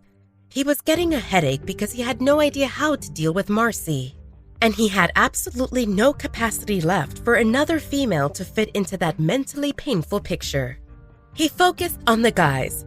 One was a teenager, too young to be important, while the other one was a commander, a capable warrior. Damon met all 3 commanders of the Red Moon Pack, including most of the generals.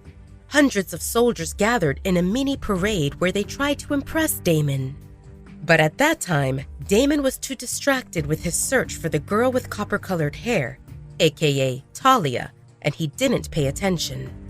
However, Damon knew who George was. The youngest commander left quite an impression in those few minutes they interacted. He was oozing power and discipline, and Damon's wolf stirred in desire for a spar. Maybe they could spar now, depending on how long the commander sticks around. Damon wouldn't mind keeping the commander and sending Marcy and the other 2 back to where they came from. "Did they mention how long they will stay?" Damon asked both Caden and Maya, who responded by shaking their heads. "They are hoping that James and George can join us for training sessions," Caden said. Well, that would give Damon the opportunity to spar with George. However, what rubbed Damon the wrong way was that first Alpha Magnus asked Damon to train Tony, and now Alpha Edward was pushing his son into Damon's hands. If there was something in it for Damon, he would be more willing, but just hearing words of thanks and getting pats on the back was useless. At this rate, Damon should start charging for training services, and he might earn a fortune. He was an alpha and not a personal trainer, damn it! Damon tissed while thinking about this. Tony was one thing, and Damon had a good relationship with the Light Claw Pack, and Damon agreed for Tony to learn from his generals. Damon made room in his schedule to work with Tony personally, as there were things that only an alpha could teach another alpha, especially when they were using their aura. And considering that Kalina and Talia hit it off well, Damon was willing to go the extra mile in helping Tony. However, future Alpha James and Commander George were different. Damon's relationship with the Red Moon Pack was shaky at best. Surely, Damon could use this visit as an opportunity to improve the relationship between the two packs. But considering Alpha Edward's personality, and that Marcy was coming here believing that she would become Damon's Luna, there was a good chance that the shaky relationship would worsen, and Damon would be stupid to allow the enemy to learn from him.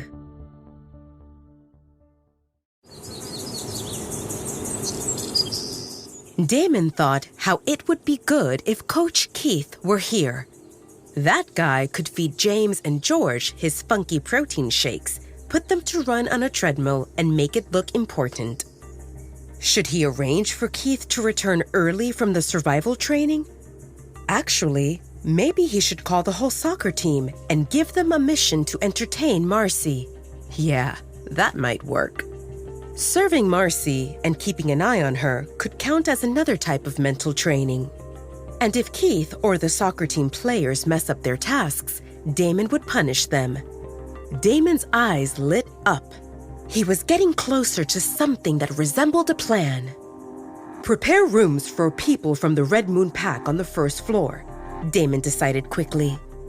If he denied them staying in the pack house, it would arouse suspicion, but he wanted them as far as possible from Talia. I will do it, Talia volunteered, making Damon, Caden, and Maya look at her with complex expressions. You don't need to do that, kitten. Damon spoke first. Maya will arrange their rooms, and after that, I will deal with them. No, Talia refused. How can I call myself your Luna if I avoid something as simple as arranging rooms for our guests? No matter how unpleasant it might be, we will deal with them together. Damon's heart skipped a beat. Could she be more adorable? All right, together. Maya and Caden exhaled in relief when they realized that Talia and Damon were really together in this. Part of them feared that things went south between their Alpha and the future Luna, and that in the fit of his rage, Damon decided to replace Talia with Marcy. It wouldn't be the first time for Damon to do something unreasonable when he was angry, but it usually involved fighting and breaking bones. Talia being part of all that meant there was a plan, and they definitely needed a plan because Marcy was coming. And if they didn't handle this delicately, they might end up with a war in their hands. All right, Caden said. What's the plan? What do we do with Marcy? I have no idea, Damon deadpanned, and both Maya and Caden stared at him with their mouths open. Come again? Caden asked in disbelief. Surely his ears malfunctioned. Seeing Damon's helpless expression, Maya frowned. Why is Marcy coming ahead of schedule if you don't have a plan? Because I asked for it. Maya and Caden snapped at the same time and stared at Talia, both wondering if they heard her right. Why would Talia want Marcy to come? Wasn't Marcy the one who bullied Talia in the Red Moon Pack? Well, it was not really Talia who asked for Marcy's presence, but Talia couldn't tell them that it was her wolf, so she decided to own it. Damon wants to announce me as his Luna, and I want him to clean his mess before that, Talia said. If we make it public that I'm Damon's mate, Marcy and her supporters will see me as an imposter. They won't care about the story of how the moon goddess knows best. If they cared about those things, they wouldn't try to push Marcy into Damon's hands. Maya and Caden nodded in agreement. Talia was right. Those people were driven by greed, and if Talia stepped into the limelight when Marcy was this close to her goal, everyone would target Talia. And it's not only Marcy. There were many other women who wished to be Damon's Luna. People with common enemies will form alliances, and with Talia stepping out as Damon's Luna, she would be labeled as public enemy number 1. Even members of the Dark Howlers pack might resent Talia because they will think she is the reason they are not forming an alliance through marriage with the Red Moon pack, which would give them absolute dominance on the continent. Maya decided to share her thoughts. I think that Talia should establish her footing and gather supporters before our society explodes with news that the position of the Luna of the Dark Howlers pack is taken. With Mindy and Kalina in Talia's tight circle, we are on the right path, Maya said while pointing at the WW magazine on her desk. The one that was featuring Kalina's party, where she was announced as the future Luna of the Lightclaw pack. Maya thought for a moment before adding, we should introduce Talia to some prominent figures in our pack. Maybe we can organize a gathering in the next few days and invite elders. When they see how Talia is accepted among high-ranking members of other packs, they won't have a choice other than to support Talia. That sounds great, but we need a plan on how to handle Marcy. Caden chimed in and turned to Damon. We shouldn't offend her, but the more this drags, the more she will be misled that she has a chance. You need a clear cut, and you need to do it quickly. Damon agreed with Caden, but I am not concerned about dealing with Marcy. The real problem is her father. Well, then you should break up your engagement with Alpha Edward, Maya said sarcastically, and she bit her lower lip when she realized that she said that aloud. What's wrong with her? Damon was not in the mood to bicker with Maya. In a way, she was right. As much as Damon wanted to come up with some solution, he knew that one couldn't be forced. All right, we are all on the same page regarding this, and they won't be here before tomorrow evening, which gives us a full day to think of something. What's the status of the other guests? Caden glanced at his notes on the computer before responding. Group from the Midnight Guardians pack will arrive in time for breakfast tomorrow morning. The group from the Lightclaw pack is running late, but they should be here before midnight. Alpha Maddox and Mindy are on their way, and we expect they will join us for dinner. After dinner, we can all go to the Shifters nightclub and leave a few Omegas behind to welcome Tony and his party and help them settle.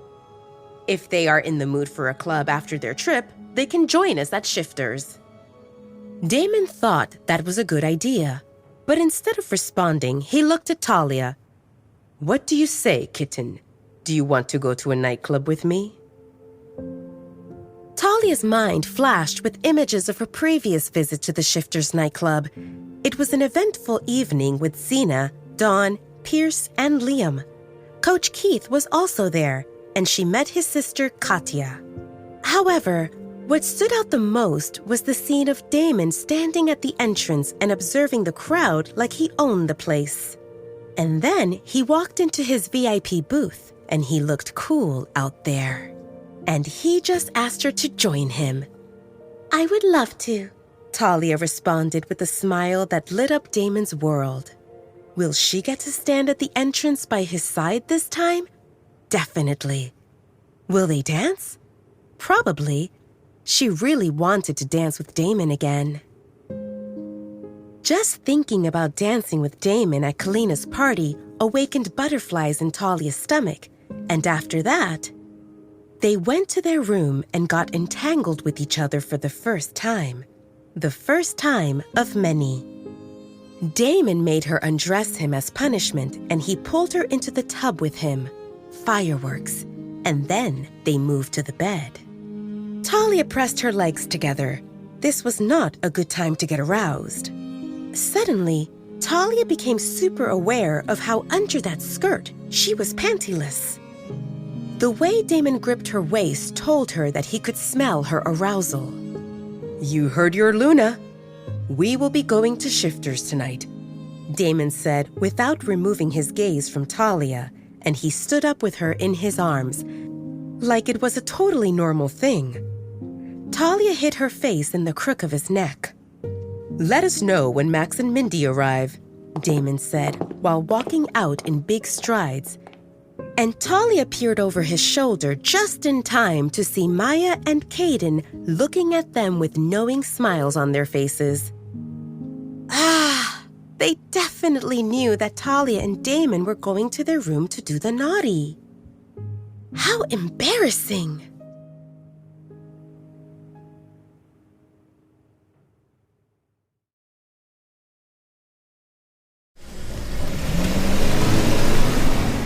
Mindy and Alpha Maddox were in a car that was approaching the pack house. "I have no idea why you tagged along," Mindy said while scrutinizing Maddox. "Who would drive?" "I can drive just fine," Mindy snapped at her brother. "You are up to something, and I want to know what. The fact that you are colluding with Axel is only making it more suspicious." Maddox shrugged like he had no idea what Mindy was talking about. "Aren't I allowed to socialize, or is having fun reserved only for females?" Mindy rolled her eyes. Maddox's idea of socializing was to band with a group of guys and drink, and after that, he bands with a bunch of females in order to pick one, or more, who would accompany him. Considering that Axel was like a monk who was abstaining from females and alcohol, Axel was definitely not buddy material for Maddox. "Fine, don't tell me, but don't mess around with Talia anymore. She is a good girl, and Alpha Damon likes her." "When did I mess with Talia?" Maddox asked innocently and then burst into chuckles. "Besides, I know that Damon is set on her." That's what makes her so interesting. "With so many she-wolves in this pack, why would I pick a bone with Damon?" "As long as you know," Mindy said, and turned to look at the back seat that held a bunch of neatly packed boxes. "I hope Talia will like the presents I got for her. Last time I came empty-handed, so I'm making it up." Maddox didn't care about presents and pleasantries. He was set on figuring out what's with Damon and Talia. All signs were pointing that Damon and Talia were mates. But why was Damon not announcing it? As an alpha, Maddox was handling serious matters that would impact thousands of people in his pack, and some carefree mischief was refreshing. Maddox felt the excitement of a child who was about to open a mystery box, but he knew that if he acted rashly, he would face Damon's wrath. That's where Axel came in. Ever since the party at the Light Claw Pack where he recorded Damon and Talia dancing, Maddox fed Axel carefully selected information, just enough to stir up the future alpha and make him an accomplice. The two of them would collaborate and figure out the secret Damon was keeping. And if Damon got upset, Axel would be there to ease up the situation, or at least to bear a part of Damon's fury. Meanwhile, in the pack house, Damon and Talia were in their room getting ready to face the world by putting clothes on and making themselves appear decent. Talia was pleased with her short-sleeved, peach-colored summer dress that reached her knee level. With her hair lifted into a ponytail, Talia was presentable and not over the top, and her best feature was the happiness that reflected in her eyes. Talia had only one concern. What will we do if Lisa causes trouble? Both Talia and Damon knew that if Lisa was fine, the mother-daughter duo wouldn't move out of the pack house. As the first-time hostess, Talia wanted Kalina to relax and have a good time. And how could Kalina relax if she needed to watch her back because Lisa might be lurking? Talia remembered how tense she was with Casey around, and at that time, she didn't even think about being with Damon. "Try not to worry about Lisa," Damon said. "We have security strengthened around the pack house, and several Omegas are staying on the first floor. Lisa won't be able to sneak in without being noticed. Other than that, I told Tony that Lisa was in the pack, so he will be vigilant. And when you girls go out without us, Maya will keep watch. At most, Lisa will cause a scene, but I hope she is smarter then." Damon's words stopped as his eyes lost focus for a moment, and he said, "They are almost here."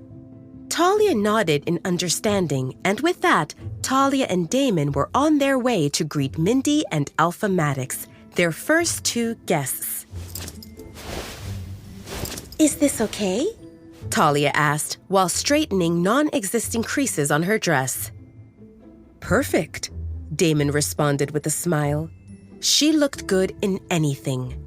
Actually, she looked the best naked, but they were outside of their bedroom, so he couldn't complain. He would undress her later. How about me? He returned the question. Talia looked at Damon, who wore a simple black shirt and jeans, but even with that, he was the most handsome man on the planet. Very handsome, Talia said honestly, and Damon hummed in approval. He loved when she looked at him like that, like he was the only man in the world, and the only man in Talia's world, just how it should be. Can you manage it? Damon asked Talia when they reached the stairs. Talia looked at Damon, and his sly smile told her that he was referring to her condition after the intense lovemaking they did. Since they finished their brief talk with Kaden and Maya, Damon didn't let Talia get out of bed. Talia enjoyed it very much. Damon's every touch came with addictive sparks. And even without those, Damon definitely knew how and where to touch a woman, but talking about it was embarrassing. I am fine, Talia responded stiffly, but the blush that crept on her cheeks was a giveaway of her discomfort. Damon chuckled. No need to hold it in, kitten. I will carry you gladly. That should save your energy for more useful things. Damon winked and gave her a grin. In her embarrassment, Talia slapped Damon's buttocks. And even though the hit didn't carry any force, it made much more noise than intended. Damon was shocked for a moment, and then a devious smile appeared on his face. It seems you are still energetic. How about we go back and... Before he could finish, Talia swiftly moved down the stairs. Oi, I was talking here. How dare you disregard your alpha? Damon exclaimed after Talia, and she could hear that he was smiling. What Talia didn't hear was that Damon caught up with her before she reached the end of the first flight of stairs. Ah! Talia screamed when she lost her footing. Her body rotated at an unusual angle, and it took her a moment to realize that Damon scooped her in his arms. What are you doing? Talia asked with panic in her voice. They were having guests, so naturally the pack house had a number of Omegas busying themselves around there, somewhere, probably watching them. I am carrying my woman, Damon said matter-of-factly. Don't you know that the best way to stir your man is to give him a good chase? But I don't want you to tire yourself out, because those pretty legs of yours will do only two things tonight. He made a dramatic pause, obviously giving her time to ask for clarification of his ambiguous statement. Talia had a feeling that it was nothing good, but she still asked, "What two things?" "Dancing and..." He moved closer and spoke softly, only for Talia to hear, "Wrapping around my waist." Talia knew that the playful Damon was holding her, and she didn't dislike it, but this was outside of their privacy, and people could see and hear them, and he was scandalous. "You are holding me so I can't smack you," Talia grumbled. "I feel like biting you." Damon's eyes flashed in delight. "Bite away, kitten. I am all yours to bite." He tilted his head, exposing his neck. "You can start from here." With the tip of her index finger, Talia touched the base of Damon's neck on his left, and his steps halted as sparks shot through his body. That was the marking spot, and he was surprised how sensitive it was. Normally, the dominant one in the relationship would put his mark on the one who was submitting, because in the world of werewolves, there were no such things as equals in sharing, and Damon had no idea what to make out of this. Yes, he wanted to give the world to Talia, and to take care of her until he spoiled her rotten. But that would be on his terms and out of his own will because he was the dominant between the two of them. Right? Right? Damon looked at Talia, who was fixated on the spot she touched, and he saw her little tongue darting out to moisten her lips. "Do you want to bite me there?" Damon asked, and Talia snapped to look at him. "I don't know," she responded honestly. She wanted to lick and bite him everywhere, but at that moment, that particular spot seemed like it was calling for her. Damon could feel Talia's desire, and he swallowed hard when he realized that he wouldn't mind if she bit him. No, this was not happening. He was the alpha, for crying out loud, and he won't submit to anyone. Not even if that other person is the most beautiful and addictive and adorably cute she-wolf who can pull on his heartstrings without trying. Talia's mark on his neck will probably be just as cute as she is. A loud car horn from outside announced the arrival of guests, pulling both Damon and Talia out of their thoughts. Damon shook his head. What was he thinking? It's crazy. He resumed his steps down the staircase. They need to greet the newcomers.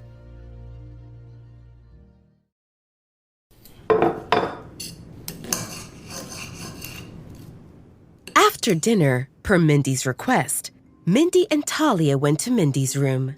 Since Mindy said that the guys were not welcome, Damon and Maddox headed to the entertainment room to catch up over drinks, while two girls were doing whatever Mindy had on her mind. Caden and Maya went into their room. They all agreed to meet up later so that they could go to Shifter's nightclub together.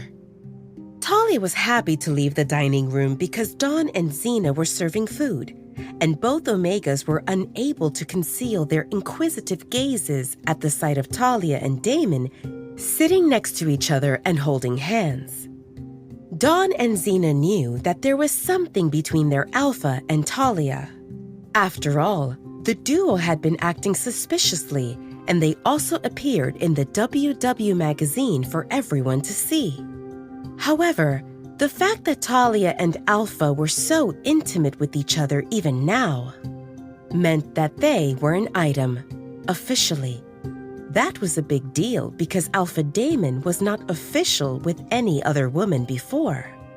Dawn and Xena couldn't wait to get more information from the source itself, aka Talia. Talia was painfully aware that Dawn and Xena were hoping to catch her for interrogation the moment Damon was not in sight. But she wanted to avoid that as long as possible, maybe until forever. When Talia and Mindy got inside Mindy's room, Mindy was pleased to see that Omegas kept her suitcase in the closet. And they arranged boxes with presents for Talia on the coffee table to form a pyramid, just as Mindy instructed them. "These are for you," Mindy announced proudly. Talia's eyes moved over a small mountain of boxes. She never saw so many presents in one place. "Which one is mine?" Mindy giggled. "All of them, silly." She approached the table and took one square-shaped box that was larger than her palm. "Okay, this one is for Alpha Damon, but the rest is for you." "You really..." Talia had no idea how to respond other than, "I can't accept this." Mindy rolled her eyes. "Please, this is not the first time for me to come here, and last time I didn't bring you anything, so I'm making up for it. Don't think I will come as Santa Claus every time. Don't hurt my feelings by rejecting the presents I painstakingly picked." Mindy didn't painstakingly pick anything. She just swept through several brand-name stores and got their latest products. Seeing that Mindy was eagerly waiting for Talia to start checking out the presents, Talia took the box from Mindy's hand, and after removing the wrapper, she could read Rolex, which was written in gold letters on a dark green box. Inside was a Rolex Oyster Perpetual Cosmograph Daytona 18K yellow gold men's wristwatch. That was impressive with golden and deep green colors, and it sparkled in a way that told Talia it was expensive beyond belief. What do you think? Will Damon like it? Mindy asked. The watch is beautiful. I'm sure he will like it, Talia said honestly. Great! Mindy exclaimed with glee. I'm glad you think it's beautiful because you have a matching one. Talia helplessly accepted the next box that Mindy picked from the pile. It was a square-shaped box, larger than Mindy's palm, and Talia guessed that inside was a matching Rolex watch, and she was not wrong. About a dozen present openings later, Talia was sitting on the sofa, absolutely flustered. Other than 2 Rolex watches, there were jewelry items, a purse which probably cost more than all the jewelry combined, a silky bathrobe with matching fluffy slippers, a set of luxurious toiletries, and a variety of imported snacks that came with professionally paired wine. Among all those things, Talia was flabbergasted by a woman's self-care kit that included bathing salt, a playlist of slow songs for relaxing, a sponge, scented candles, a bottle of wine, face masks, lotions, a lubricant, and various sex toys. Talia paid special attention to the bottle of wine. It had a yellow label with many details that resembled a vineyard, and it said, Far Niente Napa Valley Cabernet Sauvignon. With this one, Talia counted that Mindy gave her a total of 7 bottles of wine. And Talia deduced that wine was a must-have for women. Should she try drinking it? The sales associate told me this was popular, Mindy explained when she saw that Talia was carefully examining the contents of the box. Mindy was pleased because every item was from a high-end brand. What is this? Talia asked when her attention was drawn to one of the brightly colored sex toys. She took it in both hands and examined it closely. Mindy giggled. With Alpha Damon giving you company, I assume you won't need that. Talia's confused expression told Mindy that Talia didn't understand. Mindy eyed Talia suspiciously. You are kidding, right? Tell me you are kidding. You really don't know what that is? Talia blinked. She really didn't know. It's to help yourself when there is no man to satisfy your needs. Or you can use it in addition to your man, Mindy said suggestively. Talia's eyes widened in realization, and Mindy burst into a fit of giggles that produced small, snorty sounds. Talia's expression was comical. But then Talia's embarrassment turned into dejection. Did you buy this to make fun of me? No, Mindy said while catching her breath. Other than the saleswoman's pitch that it was the most popular self-care kit for women, Mindy hadn't checked the details. But Mindy didn't want to admit that to Talia because she previously said how she had painstakingly picked the presents. Sorry, Mindy said when she calmed down. I had no intention of making fun of you. To be honest, considering your relationship with Alpha Damon, I would assume that you were more experienced. Talia pressed her lips into a line. Yes, she entangled her body with Alpha Damon's many times. But her lack of experience was showing. Actually, every time Alpha Damon would be on top or would hold her upright, he was the one doing things while Talia would be on the receiving end. Now that Talia thought about it, there was no variety. But even if she wanted to try out something different, she didn't know what that different might be. Mindy was an obvious person who could provide Talia with information related to those topics. But Talia was too shy to ask, so she closed the box and kept it on the table, together with many others. Thank you for all of this. I am overwhelmed. I don't know if I will ever be able to repay. No! Mindy cut her off sharply. I didn't give you any of this because I am expecting something in return. I admit, maybe I got carried away while shopping, but I never did anything half-heartedly, and I have no regrets.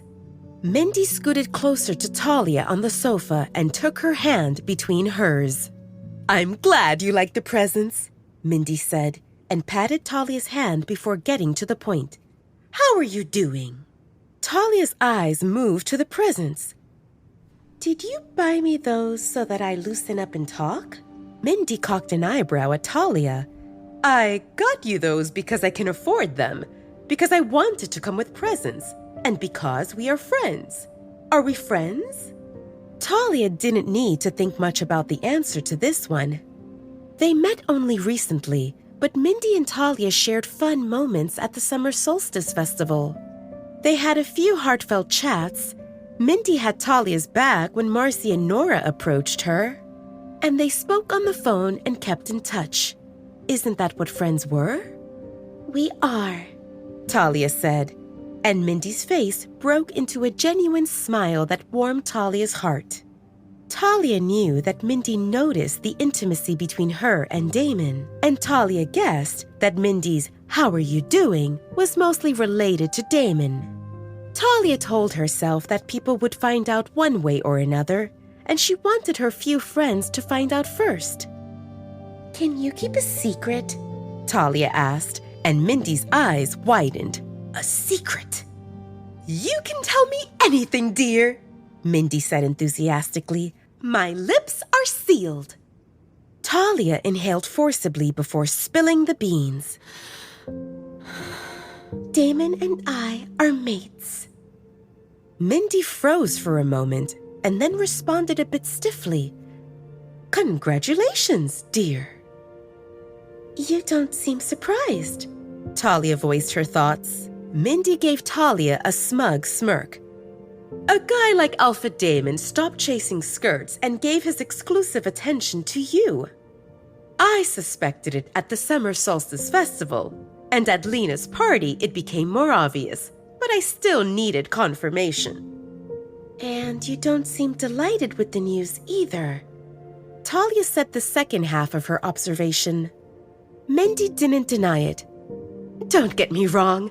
Finding a mate is once in a lifetime, and you should accept it with your arms open wide and enjoy every minute of it, even if you know it will last forever. However, being Alpha's mate means you will become his Luna. Your choices are to accept the role or for him to abandon his pack. And the mate bond won't allow you to harm him, so you will sacrifice your dreams in order to stay by his side.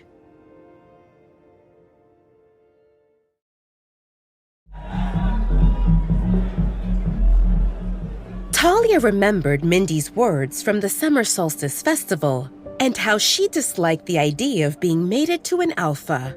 Mindy didn't want to fit into a mold that someone else created for her, even if that someone else was her mate.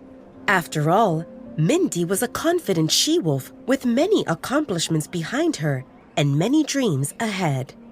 For Mindy, being a Luna would be like cutting off her wings and forcing her to stay in one place. Sure, Mindy might be able to do other things also, but considering how busy Lunas were with managing the pack and hosting and attending parties and other functions, there wouldn't be much time left for anything else.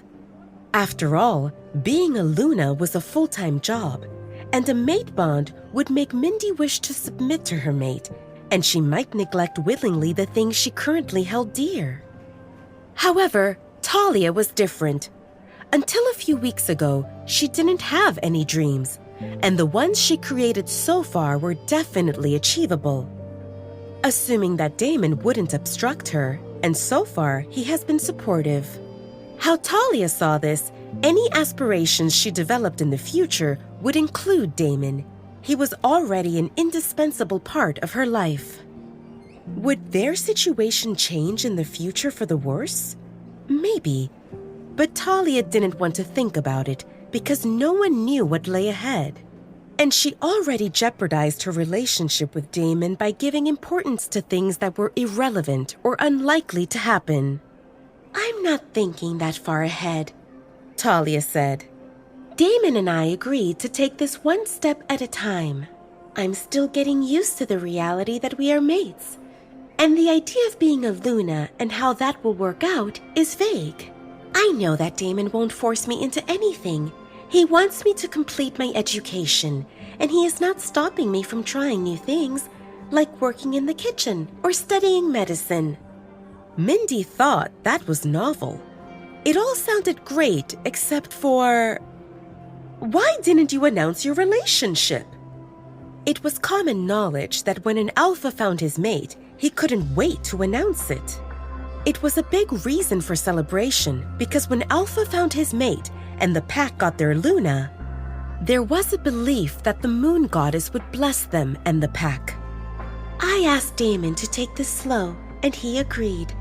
Only a few people know we are mates, so I hope you can keep it a secret. It's for my safety also. If people knew you were their future Luna, the whole pack would protect you. Mindy voiced her thoughts. That would be the case if my background was impressive, if I were powerful, or if I had some achievements. However, I am nobody. I'm confident that even though we are mates, there will be people who won't approve of me as their Luna. I don't think that anyone will openly rebel because they respect Damon. But if we recklessly announce my new status, some powerful people who are against Damon will fan the flames within the pack. And that can quickly get out of control. Mindy understood the reasoning, but she didn't approve. So, how long will you maintain this status and allow others to see you as Damon's plaything? Talia didn't like Mindy's choice of words, but she appreciated Mindy speaking her mind. Wasn't that what friends did? It was the truth that unless people knew Talia was Damon's mate, they would see her as his plaything. I want to keep the type of our relationship a secret, at least until he deals with Marcy from the Red Moon Pack, Talia explained. If Alpha Damon told Alpha Edward that he found his mate, Alpha Edward would take care of his daughter. Talia shook her head, indicating how it wouldn't work. Alpha Edward is the one pushing Marcy into Damon's bed, with the goal of 2 large packs forming an alliance through marriage. Do you think he will care about Damon finding his mate? If he finds out, he will probably target me first. With me out of the way, Damon will be mateless again. Mindy pressed her lips into a line. Talia had a point. So, what will you do? Mindy asked. I might need your help with something. To deal with Marcy? Mindy guessed, and Talia nodded in confirmation. Talia continued. Marcy is coming here, to this pack house. She will arrive with her party tomorrow evening, probably no later than the next morning. Mindy needed a moment to process this information. Why the hell is she coming here? I asked for it. Why the hell are you welcoming into your house the woman who is coveting your mate? You know that Marcy will throw herself at Damon. What will happen if she jumps on him and he fails to avoid her? Talia didn't want to imagine that visual. The truth was that Talia was not confident about this, not even a little bit. But her wolf demanded this ridiculous thing, and Talia knew that her wolf was not willing to compromise. Sure, Talia could explain to her wolf the situation, but Talia felt the disgust of her wolf at the thought that Damon was intimate with another woman. Assuming that Talia could come up with an explanation that would work, it would have the desired effect of pacifying her wolf, only if her wolf was willing to listen and not make a mistake that couldn't be fixed before Talia could convince her otherwise. Talia was terrified of facing Marcy, her bully, but she hoped that with Mindy, Kalina, and Damon by her side, she could overcome her fears and face Marcy without falling apart. That's why I need your help. Talia said. Damon will deal with her. I want him to do it without disclosing that I am his mate, because if he does that, Marcy will use me as an excuse for why her engagement failed. Before Mindy could come up with more reasons why Marcy shouldn't come to the Dark Howler's pack, Talia spoke again. Marcy is not the only one. I can't keep an eye on Damon all the time, and that's why I'm expecting that he will deal not just with Marcy, but with every woman who comes at him. If he fails to do so, it's better if he fails now than a few years down the road. Mindy released a long breath before pulling Talia into a hug and patting her back. I guess since you will be the Luna of the largest pack in North America, it's useless to ask you to be my assistant, Mindy said while trying to lighten up the mood. Talia smiled. Look at it from the bright side. It will be easier for you to get donations from Damon. Mindy hummed in agreement. You made a good point. Having as a friend a Luna with deep pockets will be beneficial for my business. Talia and Mindy laughed at this. Thank you, Mindy. Remember this and repay me when you get a chance, Mindy said with a wink. All right, let's get ready for the nightclub. I've got everything we need here. Just get your dress. Mindy's voice trailed when she saw that Talia's expression was crestfallen. What's wrong? I'm not sure what to wear. Mindy didn't think that would be a problem. How about we check your closet first? I'm sure we will find something. I would give you something of mine, but you are a few sizes smaller. Mindy gestured at her chest area, and Talia made a face, but the truth was that Mindy was much more curvaceous compared to Talia. I would be happy if you help me pick something. How about you get your things, and we get ready in my room? I will call Maya to see if she wants to join also. Mindy refused. I'm assuming that you are sharing a room with Alpha Damon.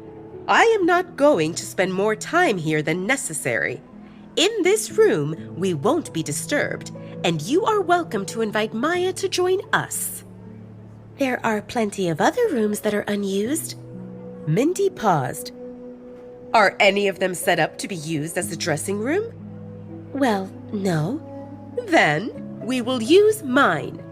Mindy didn't leave Talia time to respond, as she was stuffing boxes in Talia's hands.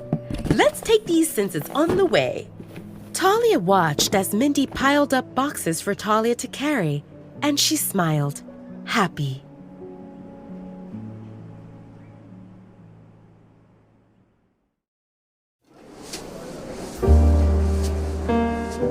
The entertainment room is a big space that is about one half filled with couches and sofa chairs that are arranged to form 3 sitting areas. There is also a pool table, dartboard, and a massive flat-screen TV on the wall above the wet bar. Damon took from behind the bar a bottle of imported scotch and paused. This room was used often while Damon's parents were alive. But since Damon became the alpha, the most frequent visitors are omegas who are ensuring dust doesn't pile up.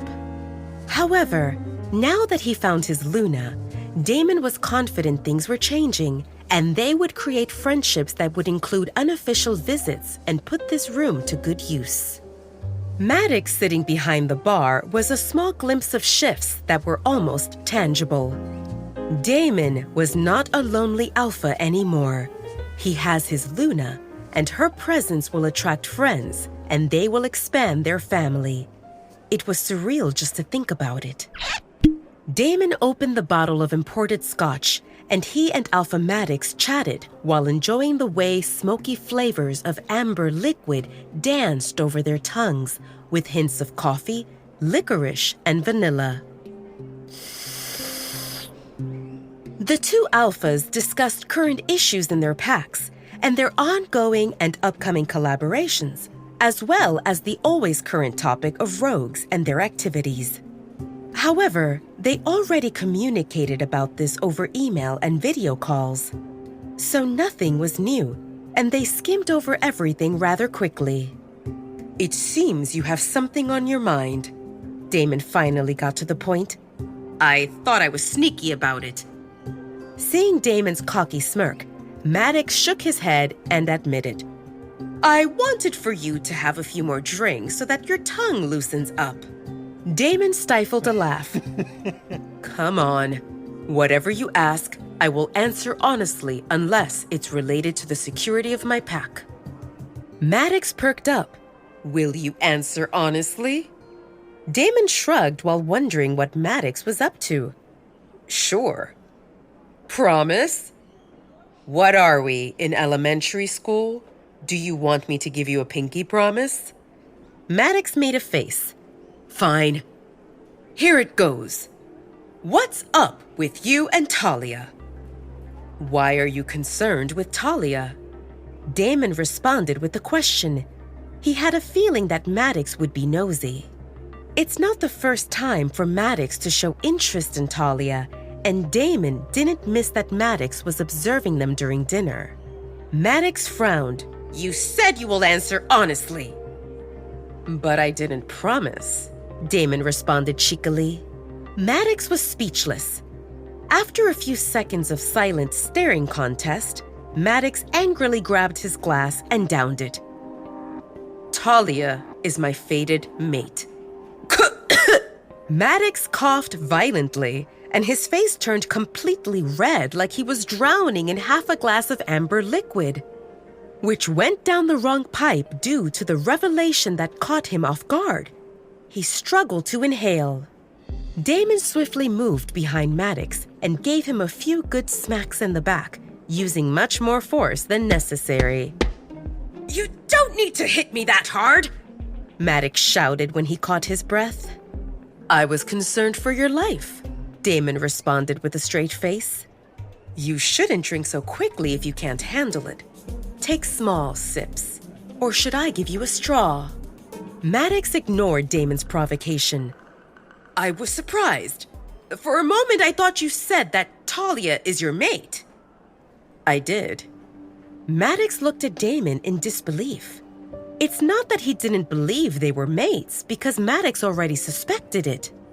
But he couldn't believe that Damon admitted it right away. With this, all Maddox's plans about messing with Damon became invalid.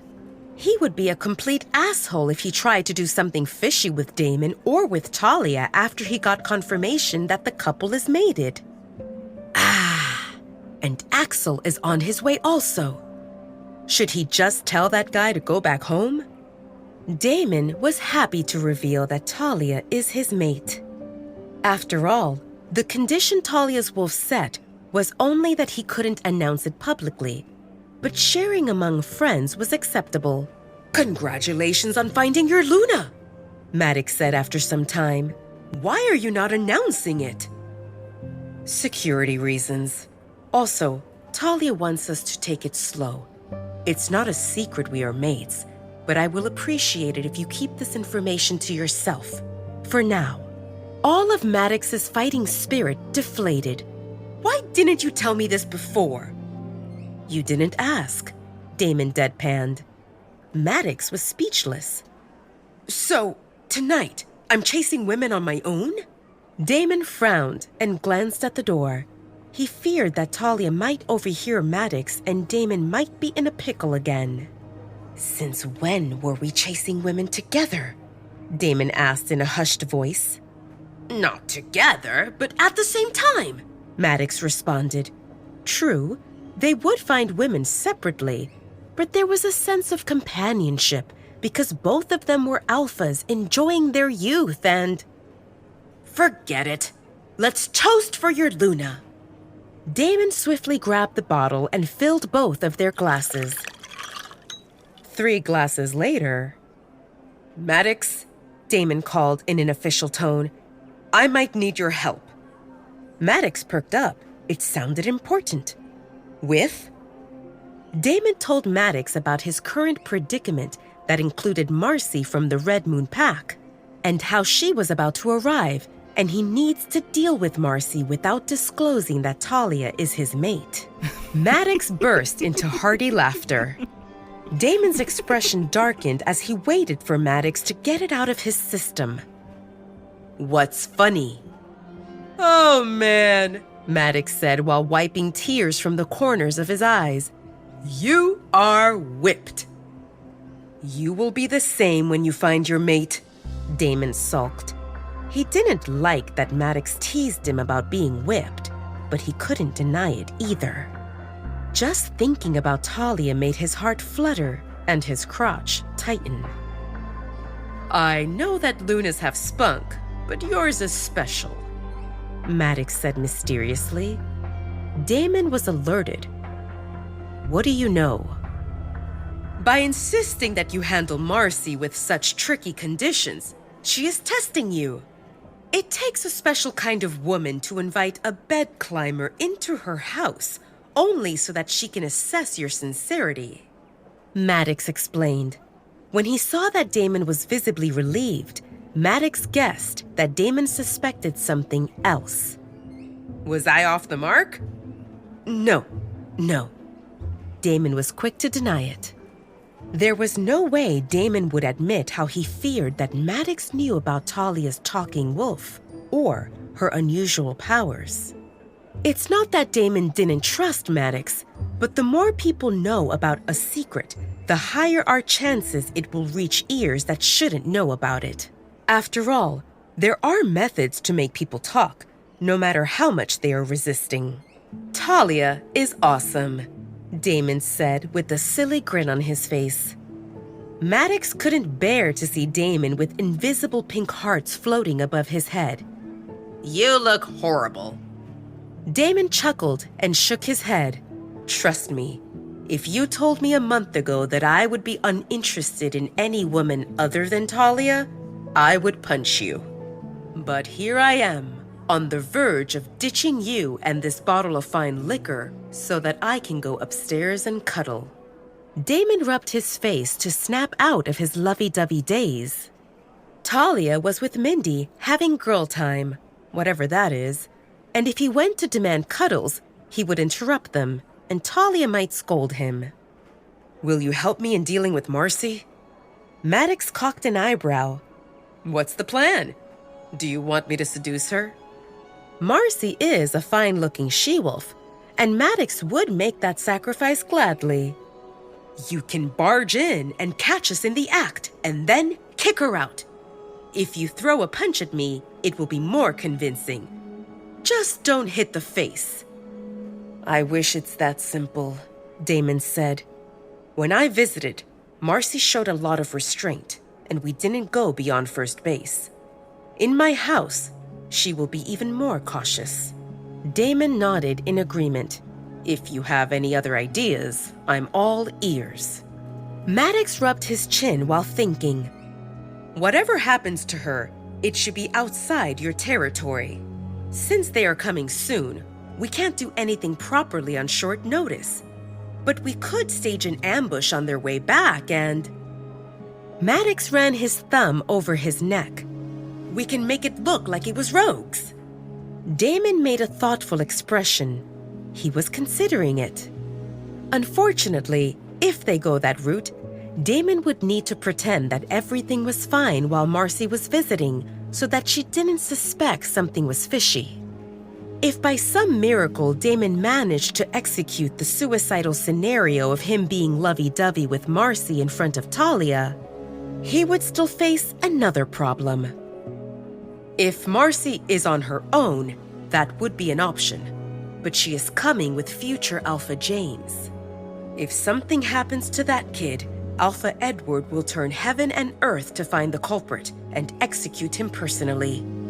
And also, Commander George will be with them, and he is not easy to deal with.